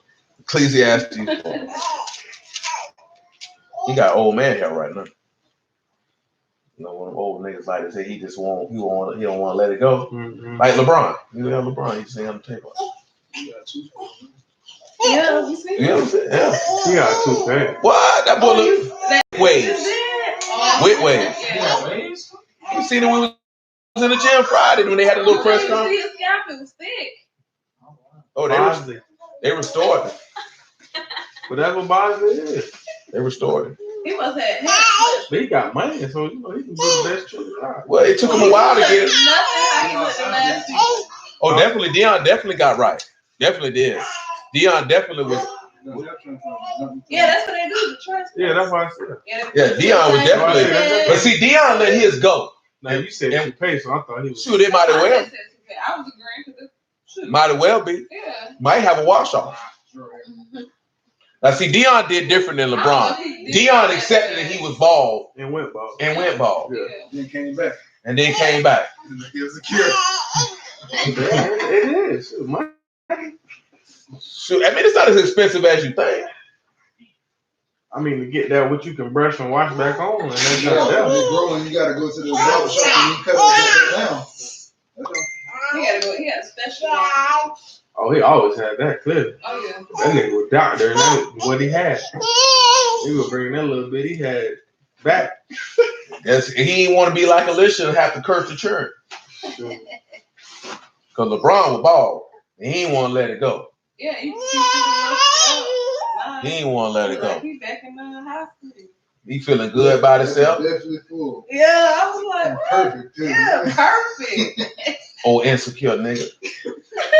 Definitely is. Nigga walk around, baby. You think they be looking at my bald spot? Nigga, everybody know you bald, nigga. Yeah. You had that. You used to wear your headband here. Really?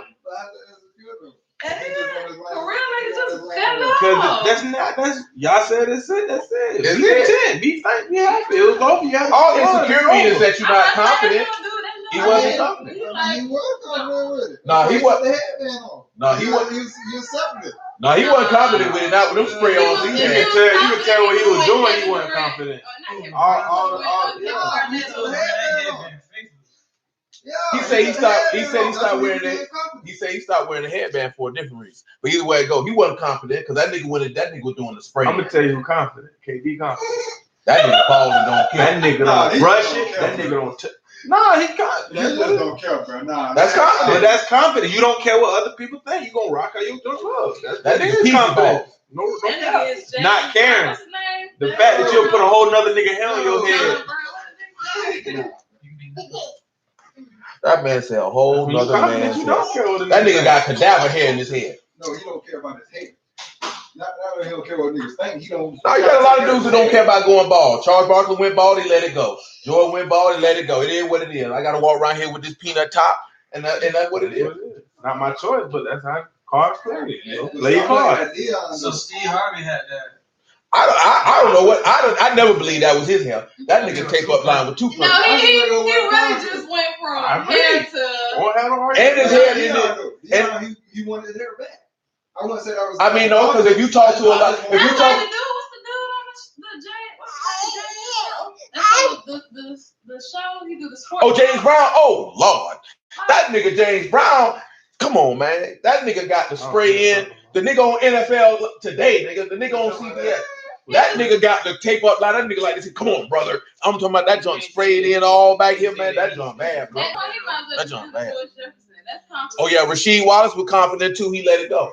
That's what, no, George He Jefferson. didn't That's have a confident. choice. I mean, LeBron didn't have a choice. He got hair everywhere, just a patch, bro. Like That's the worst kind. But that's what I'm It is though. saying. That's the confidence killer.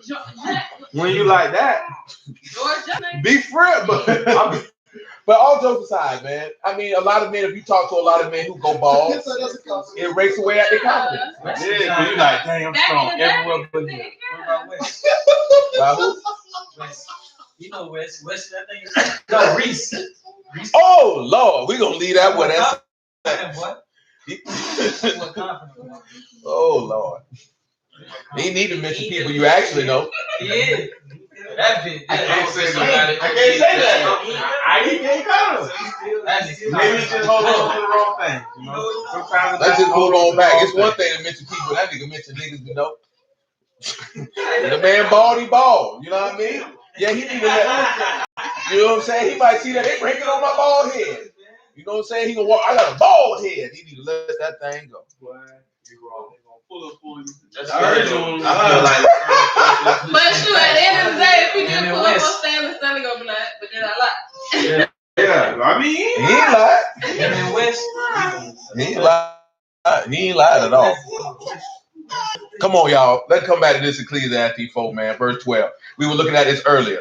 If one prevail against him and two shall withstand him, a 3/4 cord is not broken. I want to come to Proverbs 11 and 25 because I had this in mind earlier in regards to atonement, but we had a shift in the pivot. And praise be to you who in the name of Yahushua for the pivot. Proverbs 11 and 30. It says, the fruit of the righteous is a tree of life, and he that wins souls is wise. Oh, little muffin boy, you took a bath? Ah, little muffin boy didn't take a bath. He was wrapped like he had been bathed, but it had all been deceit. I said what I said. He was wrapped. that he is. I am. Now look here, right? Lakak is to win. That means to lay hold of, to seize, to bring, to marry, to take a wife, to take lead, to lead conduct.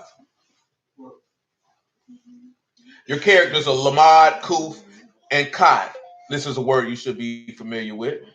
Lamad, Kuf, and Kai. That's for what, man? Lakak. Win. He that wins souls is wise.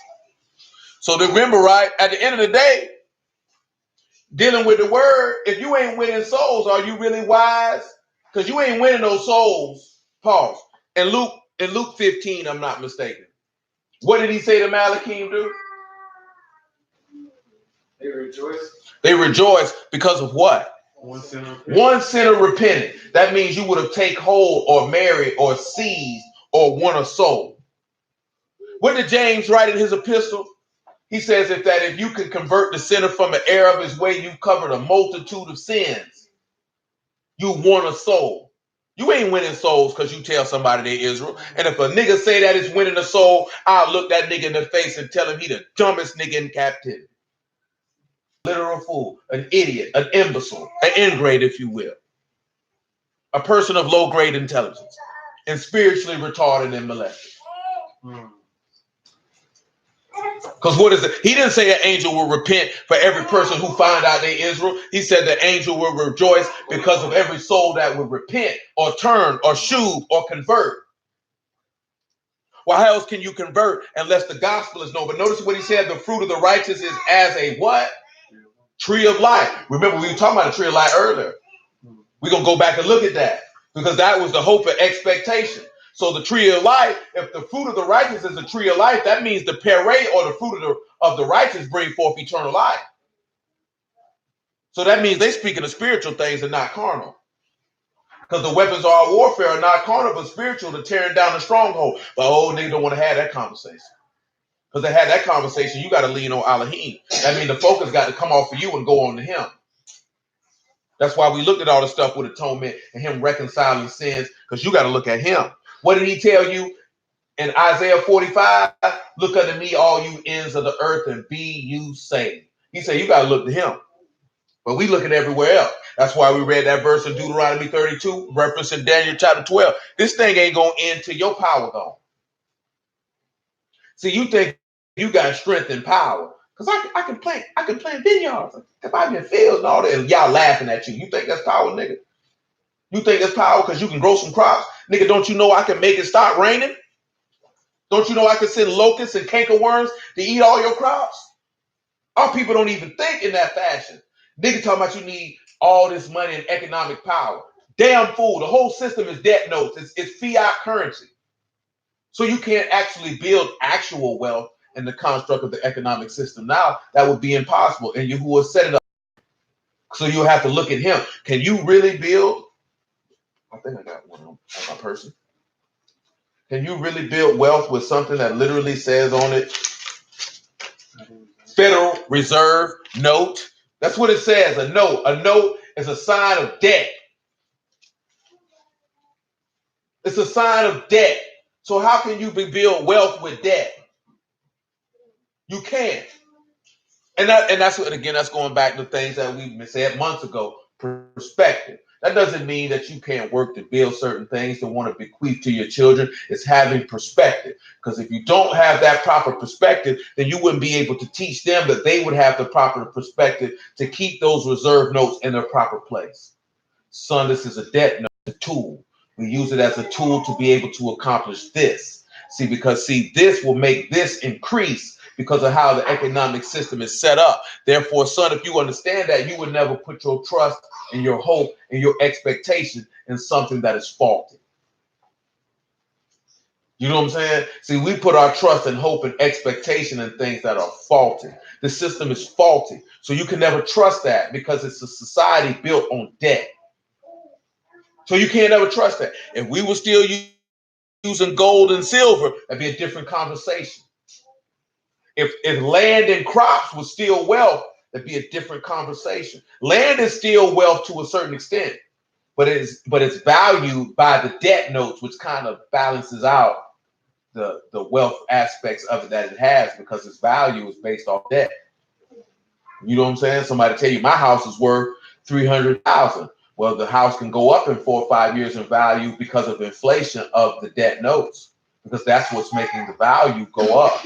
Not necessarily that the house is more valuable, you know what I'm saying? But because of inflation. Because there's things that, like, shoot, going in the grocery store now Versus 20 years ago, you could probably leave with 1 time and a half the amount of groceries 20 years ago than you can now by spending $200 because of inflation. That's what makes goods and services go up. And inflation just means that it's more money in circulation. That's why they take it and they cut it up and they burn it. You know what I'm saying? Because that's why people, and that's how you know that most of us don't know what's going on. We done talked about it before, and people are like, well, why they just can't print money? That's how you know that's somebody who's uneducated. I'm not going to castigate him for it. That just means you're uneducated. And I can see an uneducated person saying, well, what's the big problem? Just print more money. You know what I'm saying? But that is actually a more detriment to everyone if they did print more money. Because then you wouldn't be able to afford anything. You wouldn't be able to afford a Big Mac. Literally. You know what I'm saying? You'll be outside like, boy, gas or a Big Mac. And the Big Mac, $70.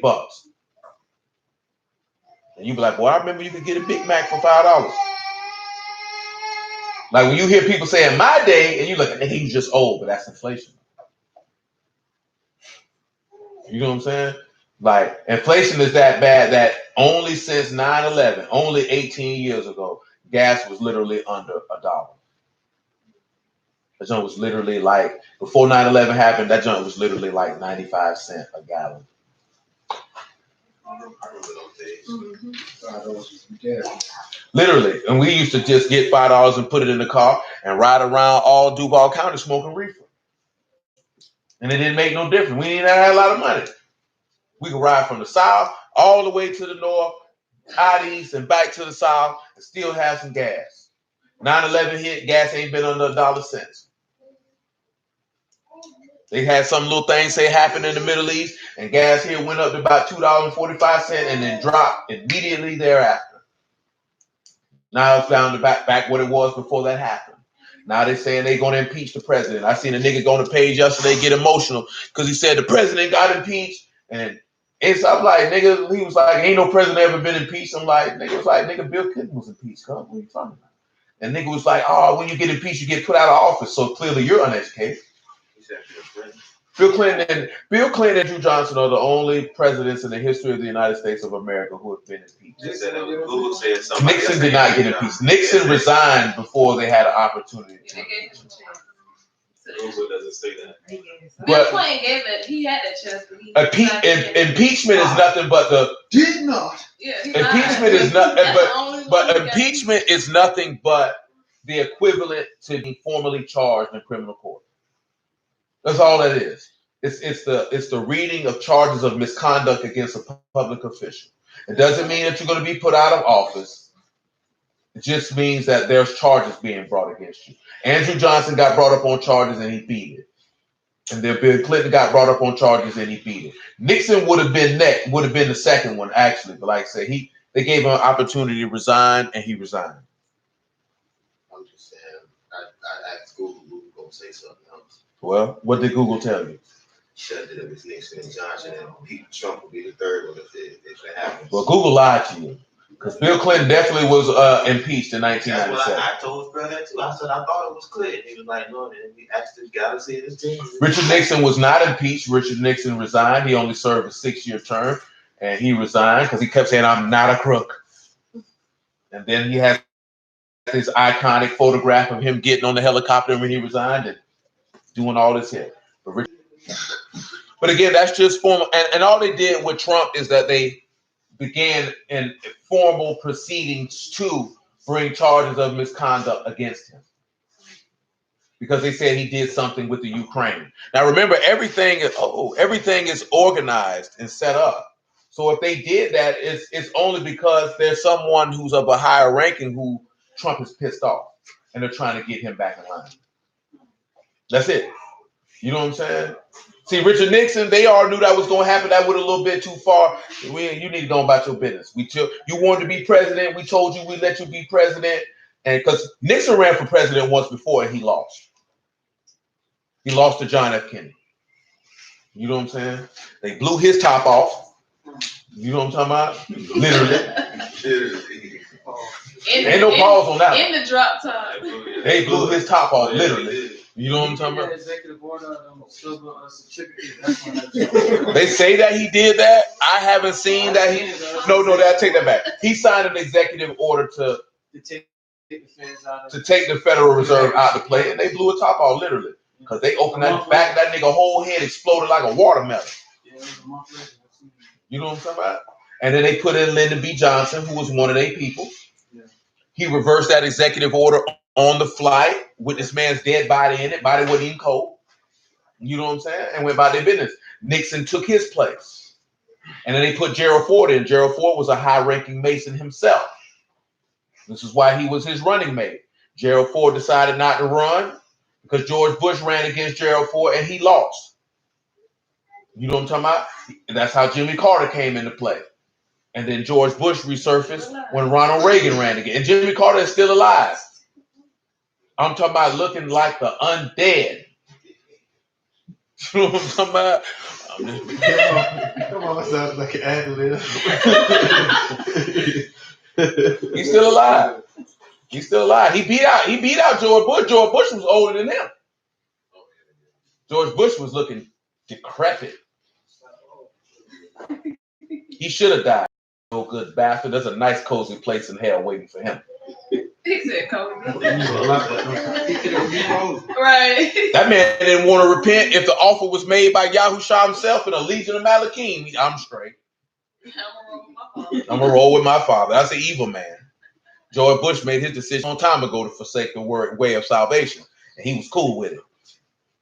You know what I'm talking about? And then, you got to Ronald Reagan. George Bush got his 4 years. And to be told, he might be a smooth criminal, but that nigga Bill Clinton has got to be one of the most wicked people to ever grace this earth. Him and his bulldagging wife. Allegedly. We don't want to get hit with any slander charges.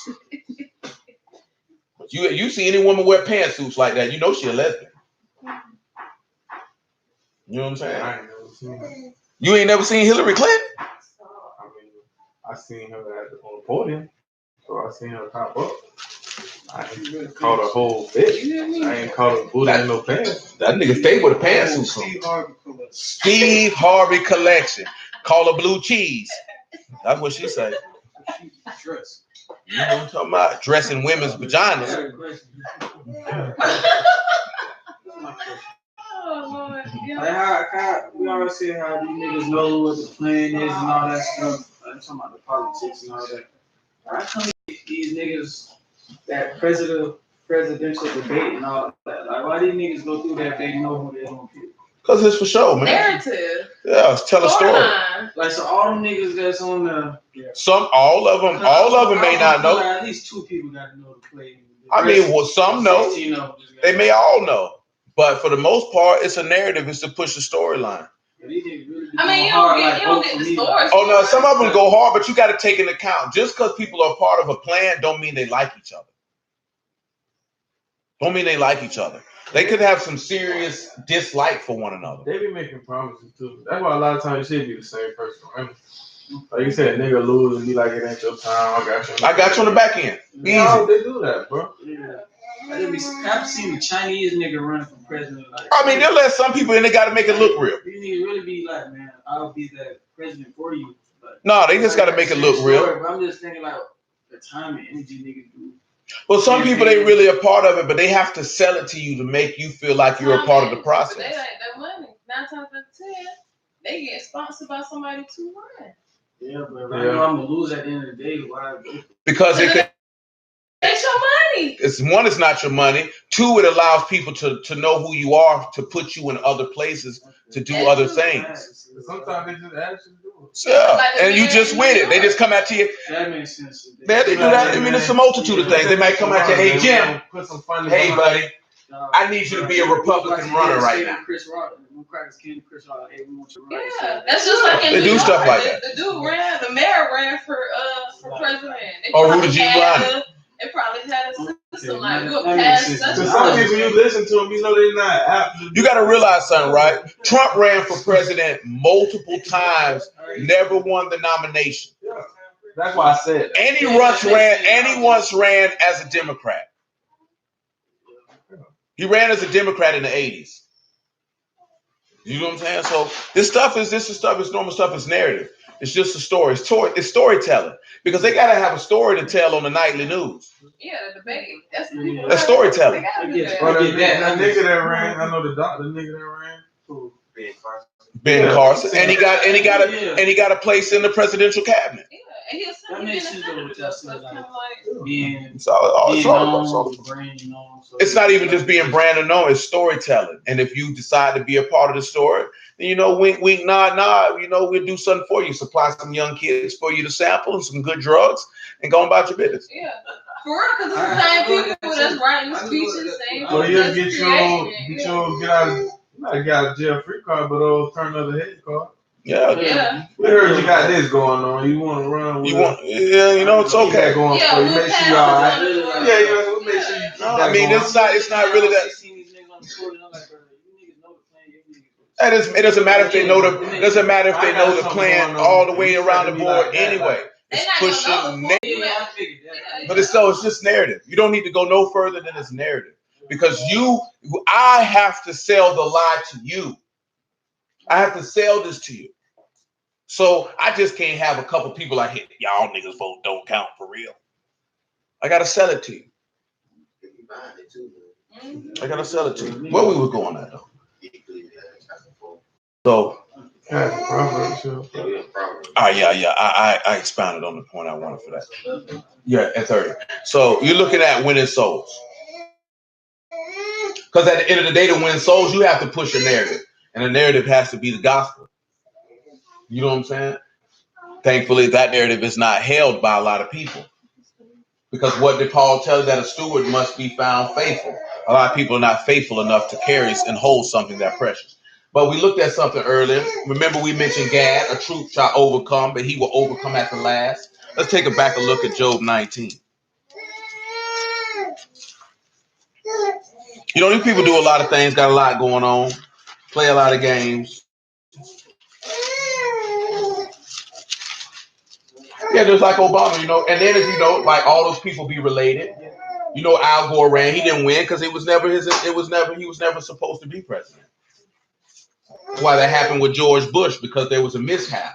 And that nigga Al Gore actually won. He actually won. But he was not supposed to be president.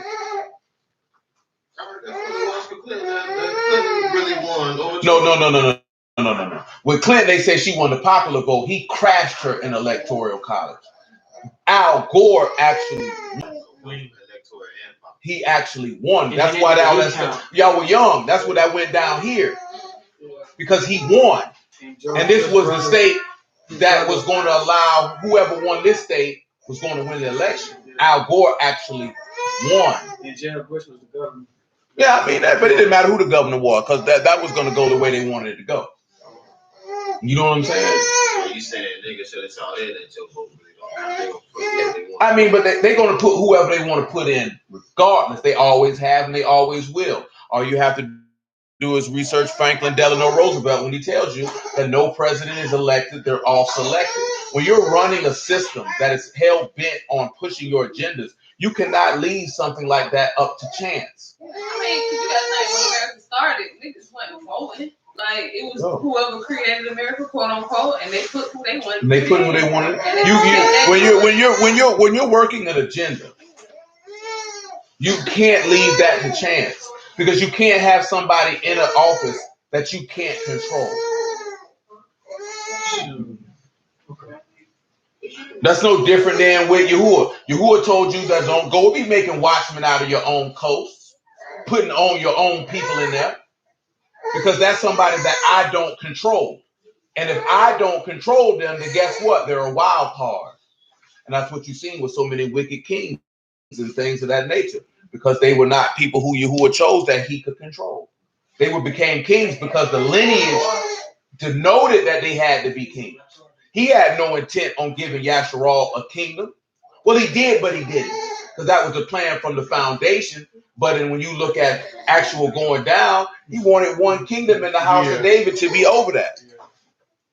Or even not even a king. Not even a king at all, just a high priest. Kingdom to be ran by the king. Yeah. a priest when he because gave- that's his direct. He gave him a kingdom, but no king. Yeah. Because he was supposed to be. He was supposed to be the king. Yeah. Because I can control it. I know I ain't gonna buck me.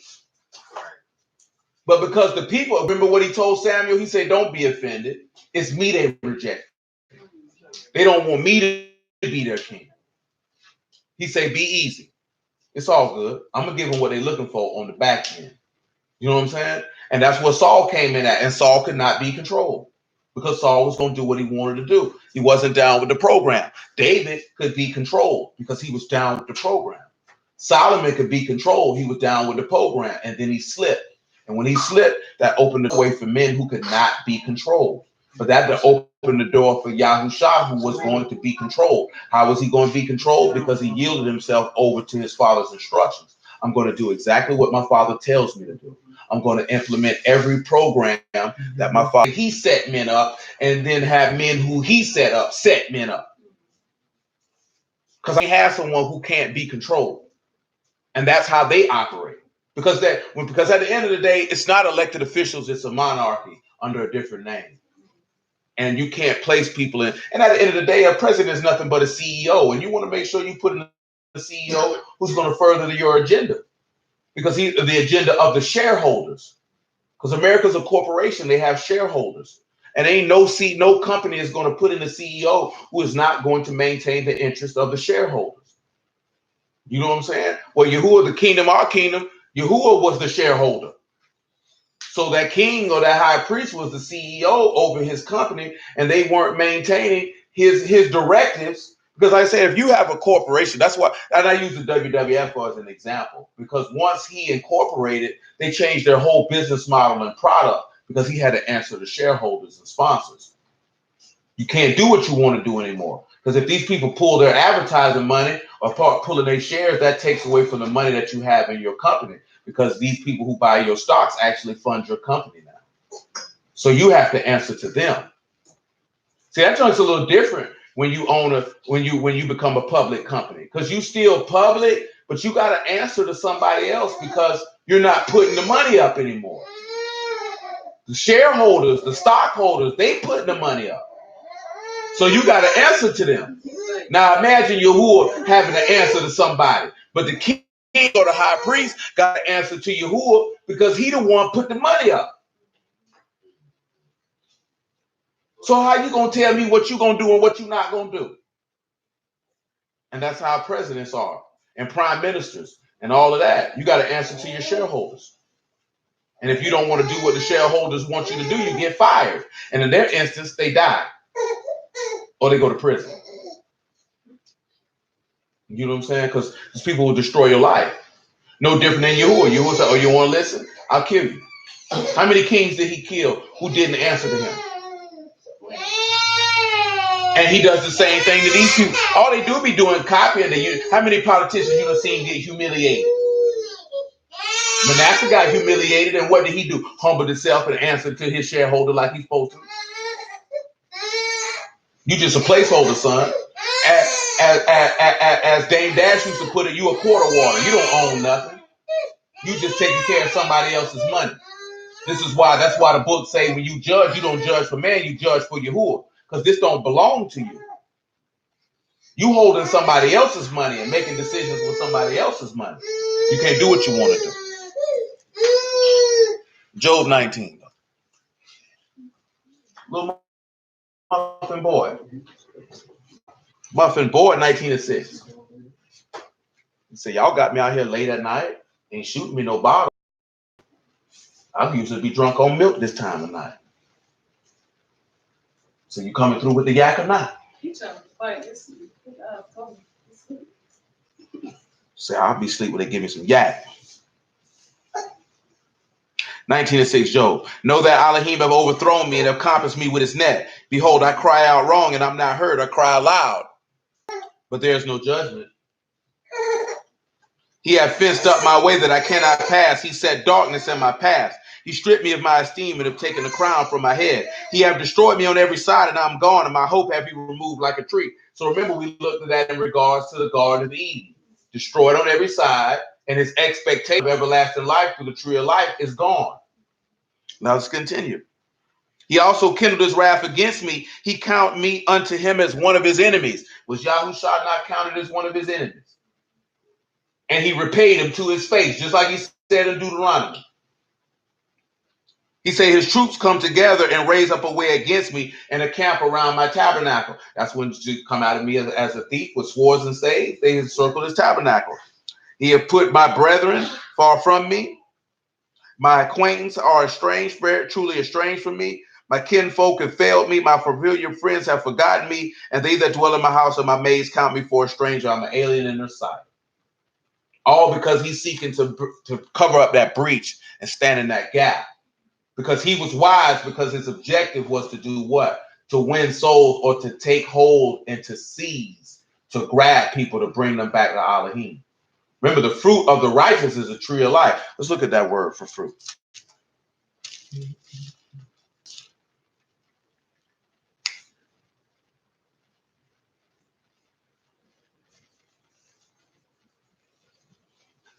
Pei, Rosh, Yod, Pereh.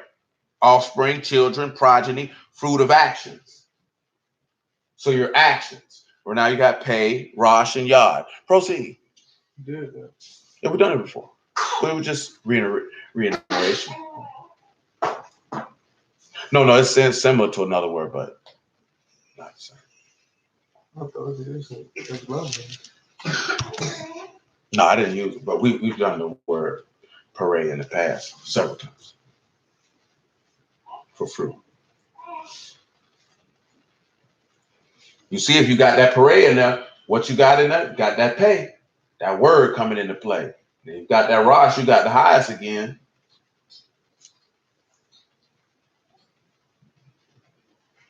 You can simply look at that as the highest commands, works, actions.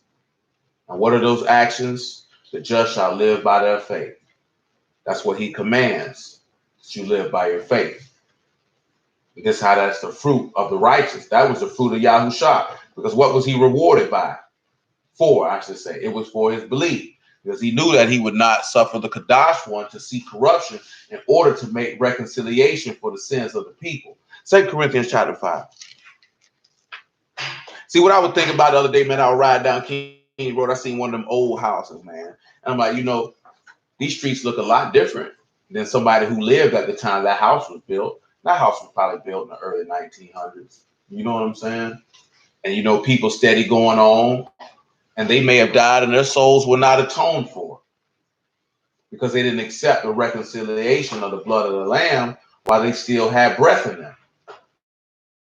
You know what I'm saying? And they called my mind to go to thinking about that very verse, that he that wins souls is wise. The individual that take hold and seizes people to bring them to Yahuwah is the one who are wise. People think that he been out here speaking this truth. Praise Yah indeed. Been out here speaking this truth for 20, 30 years. But what truth have you been speaking? Because if we say truth, then we talking about what? Aman, Amuna, the reliability, the sureness, and the soundness of Yah's word. Is individuals really talking about that? That's trouble. I can release itself. 2 Corinthians, you're supposed to be winning souls to Yahuwah through the gospel of Yahushua. That's all the apostles did. Did he not tell his apostles to go out and teach every man about him? What did he say right after he rose from the dead? He went through the book. He said that forgiveness and remission of sins should be preached in his name, starting at Jerusalem. That's winning souls. If the remission of sins is not a part of the plan, then what is really being discussed? Absolutely nothing. That's what you're supposed to remember with the Day of Atonement. Let me make sure I said that correctly. Yeah, he said that repentance and remission of sins. So a conversion and a purging. So you have to convert in order to be reconciled. So you can't until you convert, and you can't convert until you believe, and then their sins can be purged. What's a lot of people out here? They think because they know they Israel, their sins been purged. Your sin's still with you. You need the blood of the Lamb to wash that through, but I don't need no blood of no man. I can go to Yahuwah myself. Keep thinking that. Go to Yahuwah yourself then, nigga. Go in the inner veil, nigga. Go on in there and see what happened to you.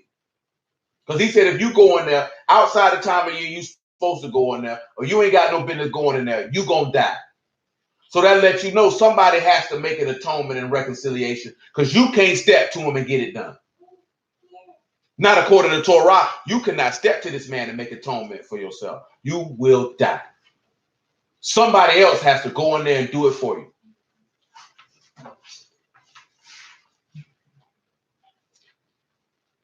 Uh, 2 Corinthians 5 and 7. Niggas just be talking, but strain they experts in the law. When has anybody ever went in the temple and made atonement for themselves? When has anybody ever went in the tabernacle of the congregation in the wilderness and made atonement for themselves?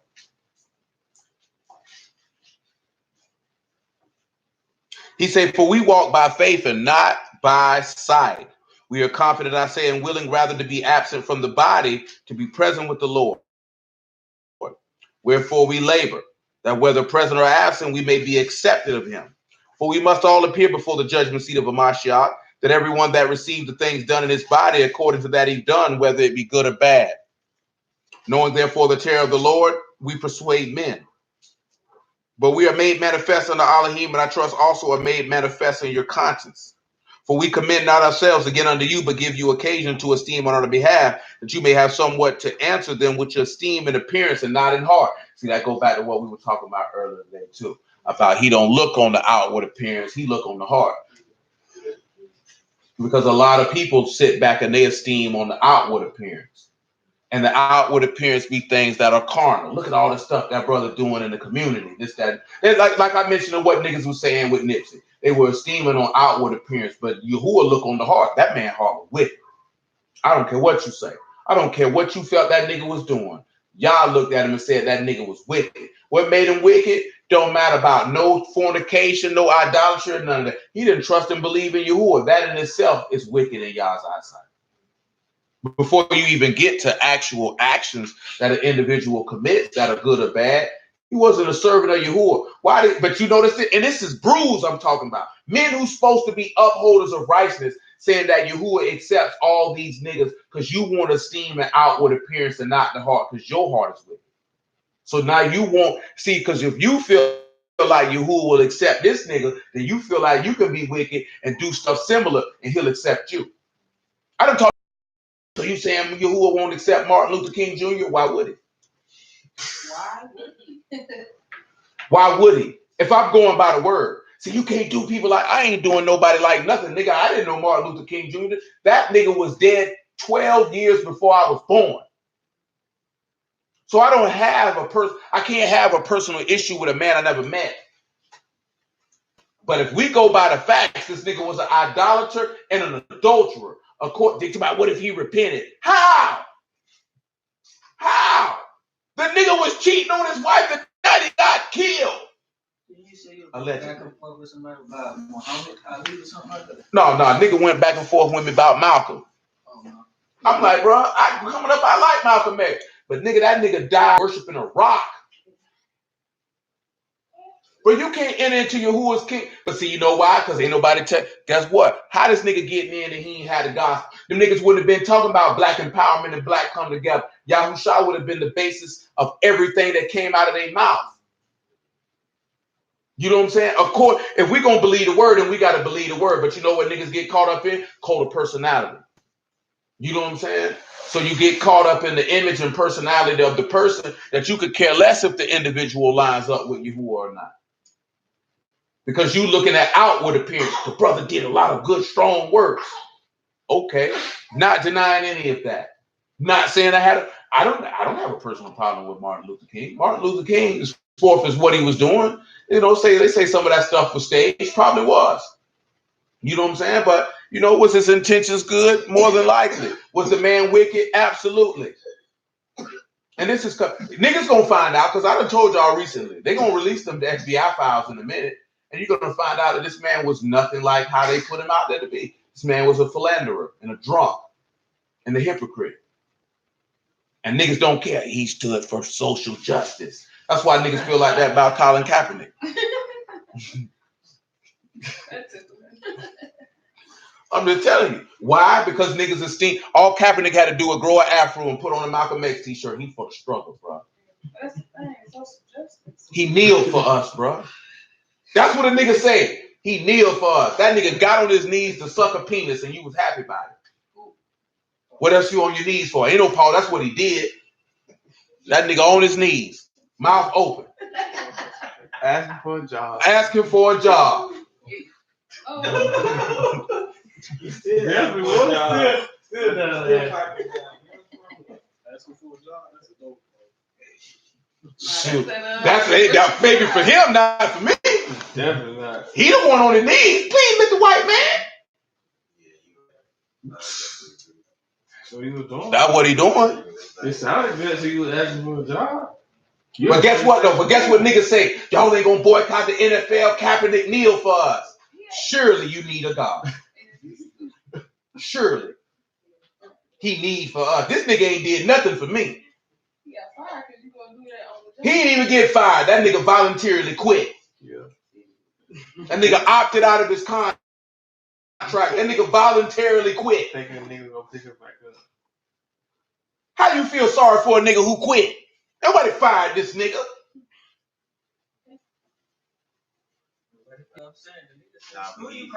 I ain't know he quit. I thought he No, he didn't say screw him. He had an option in his contract where he could exercise his option to become a free agent, and no one picked him up because his salary demands were higher than they were willing to pay for a mediocre quarterback. Oh, right. Well, it's coming next.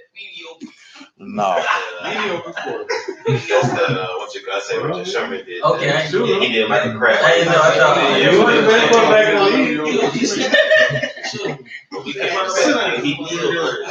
I'm gonna say this here. That nigga was. Oh yeah, he said that during the game. He said, "Don't you never disrespect me." NFC Championship game. What's your point? Mediocre. What's your point?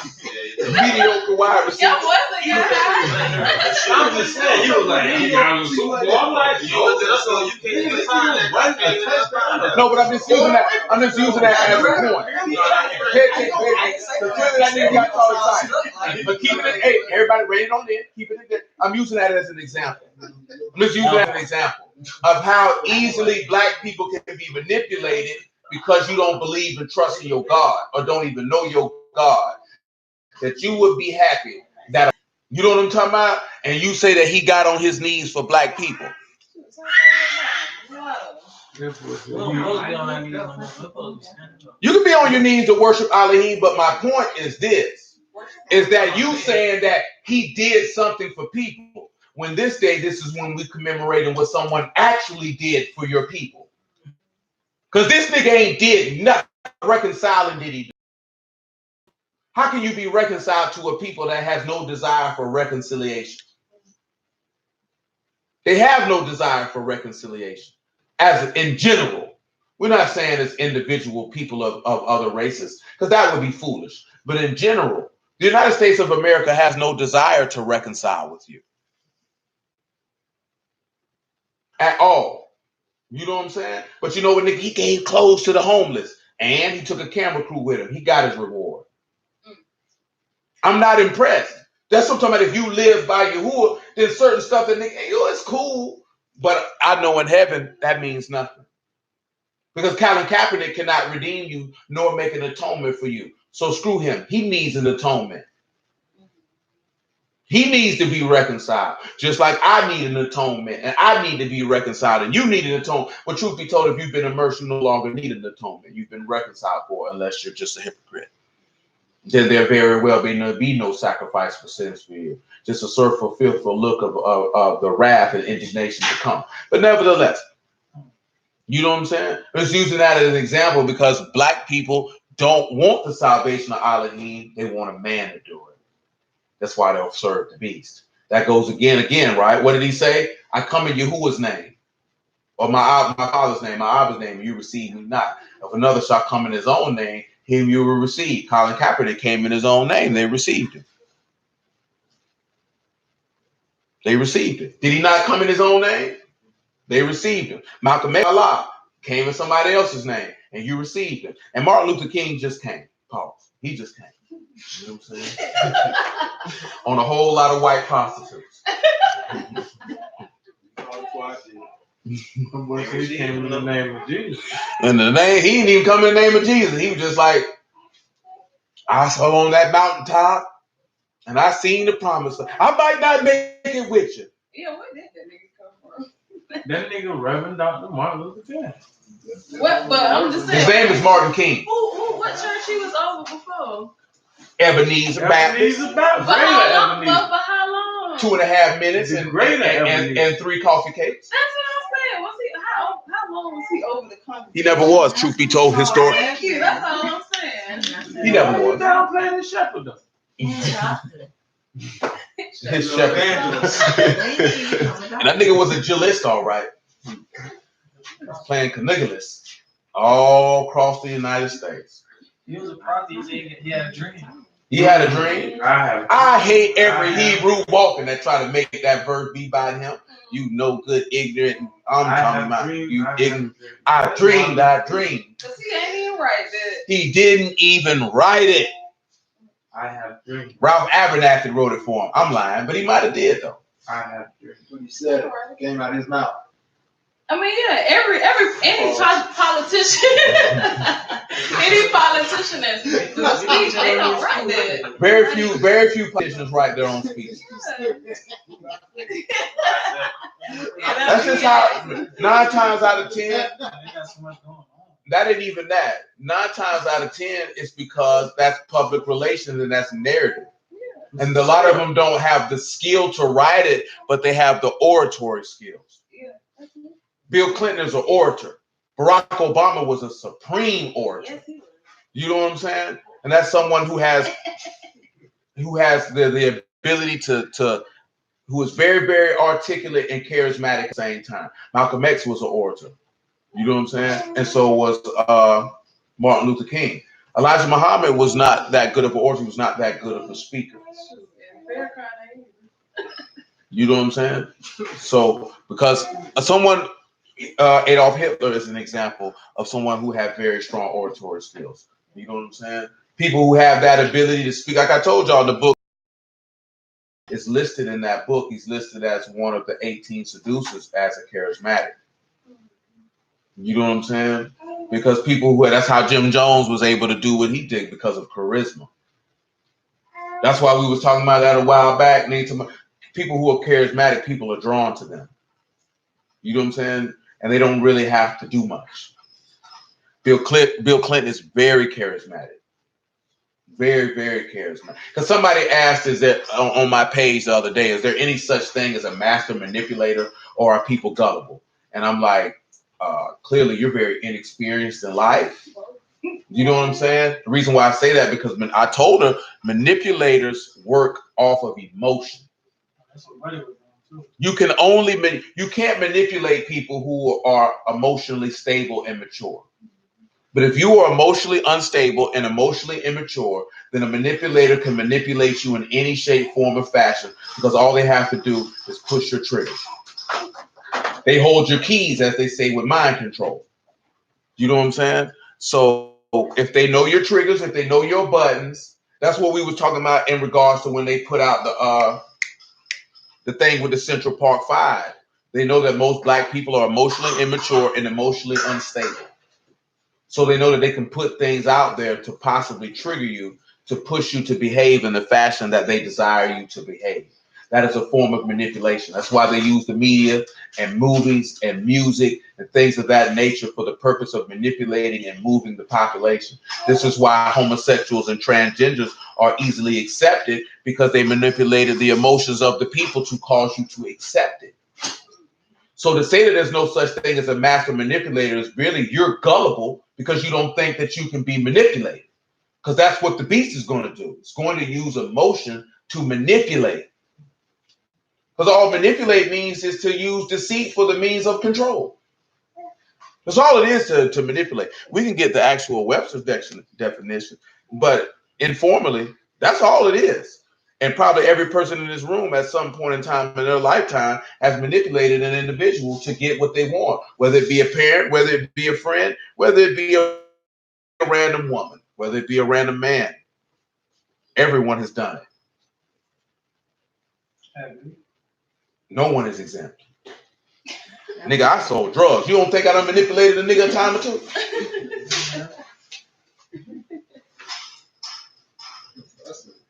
That's what we did. That's what we did. Nigga definitely done manipulated many a smoker. Let's crack some. Oh, you got that booth rock. Oh no, don't never disrespect me like that. You don't have the supply, nigga. You probably so you say. You drug dealer. No, cause we cook up our own coke, and you already know that song say if it ain't locking up, That's what I'm saying. bring it back. You can't sell it if it ain't locking up. But no, I ain't never get no bad though. I got some bad weed. I smoke some bad weed. I ain't never get. That is the action of manipulating something in a skillful manner, or manipulating someone in a clever and unscrupulous way.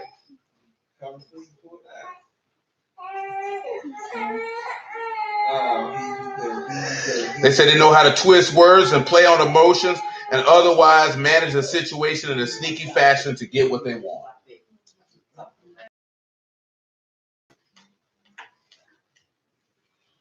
You around here, but mainly playing on people's emotions. You know what I'm saying? Like if you greedy and someone's trying to con you out of money, then they're gonna play to your greed.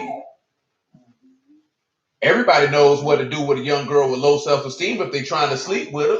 And you play on her emotions, you know, like you're so beautiful and intelligent, this, that, her. And everybody been told, don't you be talking to use whatever you sad about against you. You know what I'm saying? Y'all have to look at that, right? I done told people that for years. Niggas if a nigga, and again, that goes into dealing with if people's conversation or gospels are carnal, 9 times out of 10, they're trying to manipulate because they're playing on your emotions. Remember, it says that Elohim is a Ruach, and all those who he seek to worship him must worship him in Ruach and in truth. That means there's no manipulation with Elohim. Therefore, his servants cannot be manipulated because you wouldn't be operating off emotion. If you operate off emotion, you are a prime target to be manipulated at anyone at any time. Because all they have to do is find out what you're emotional about and use that against you. You know what I'm saying? And you will be powerless to stop it. Because you won't even realize you're being triggered. Because I told you before, when you're in an emotional state, you can't think straight. That man said he want a calzone. Nevertheless, verse 17 of 2 Corinthians 5. Well, I skipped a couple verses, but it's okay. He said, therefore, if any man be in a Mashiach, he's a new creature. Old things are passed away. Behold, all things have become new. And all things are of Elohim, who have reconciled us to himself by Yahushua HaMashiach. See how that, remember what was that first goat for? For Yahuwah. And he says, and have given unto us the ministry of reconciliation. To wit, that Elohim was in Hamashiach, reconciling the world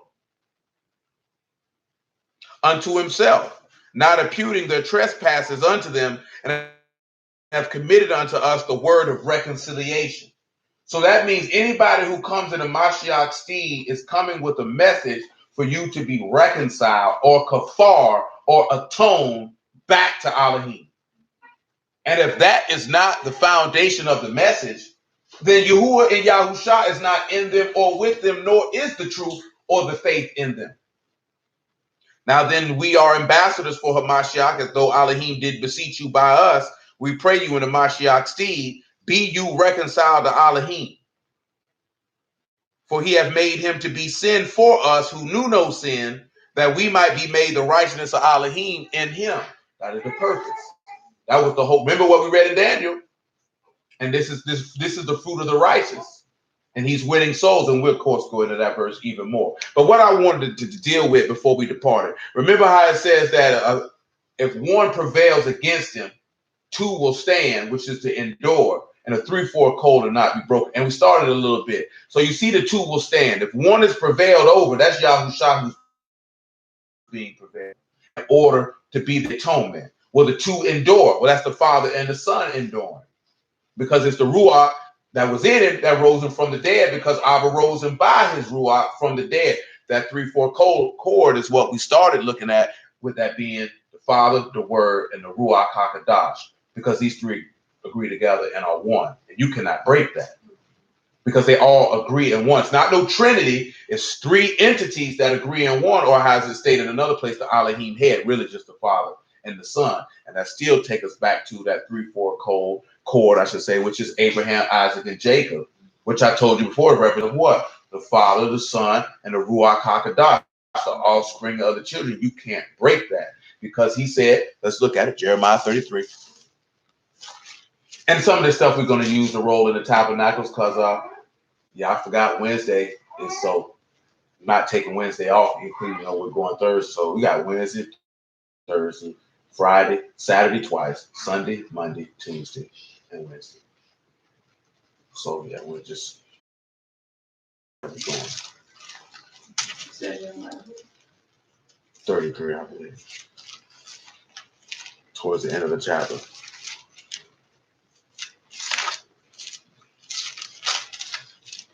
33 and 20, 33 and 19. We've been ready to wrap this on up, man. And the word of Yahuwah came unto Jeremiah, saying, thus saith Yahuwah, if you could break my covenant of the day and my covenant of the night, that there should not be day and night in their season, then may also my covenant be broken with David my servant, that he should not have a son to reign upon his throne, and with the Levites the priests my ministers. That takes us back to when we mentioned the genealogy in Matthew.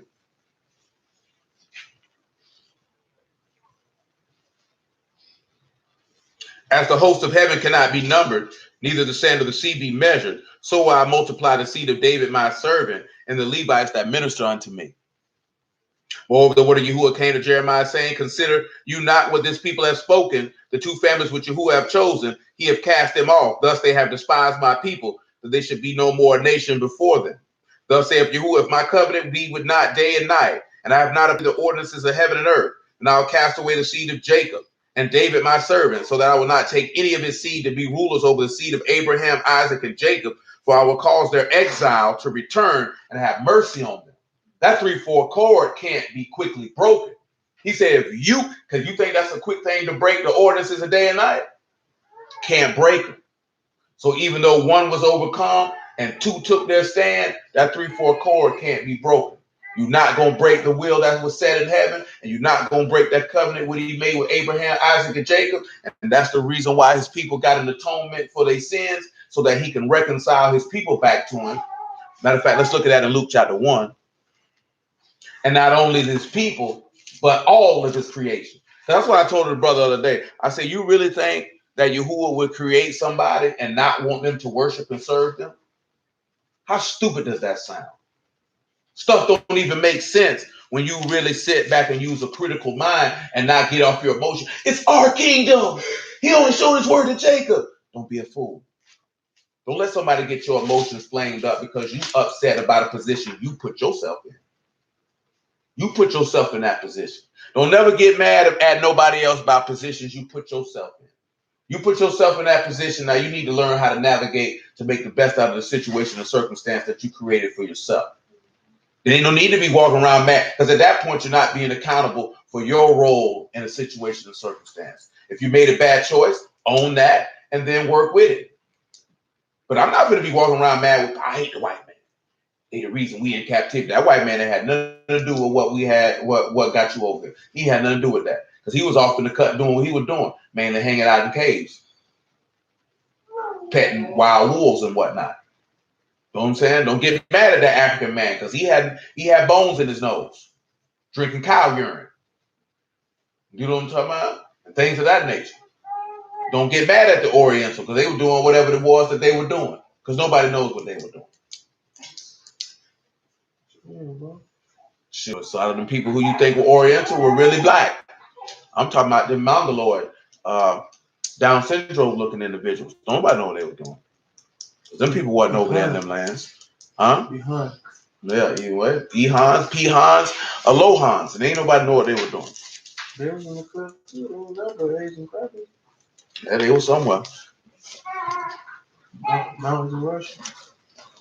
And they were running there doing something. Luke 1:67.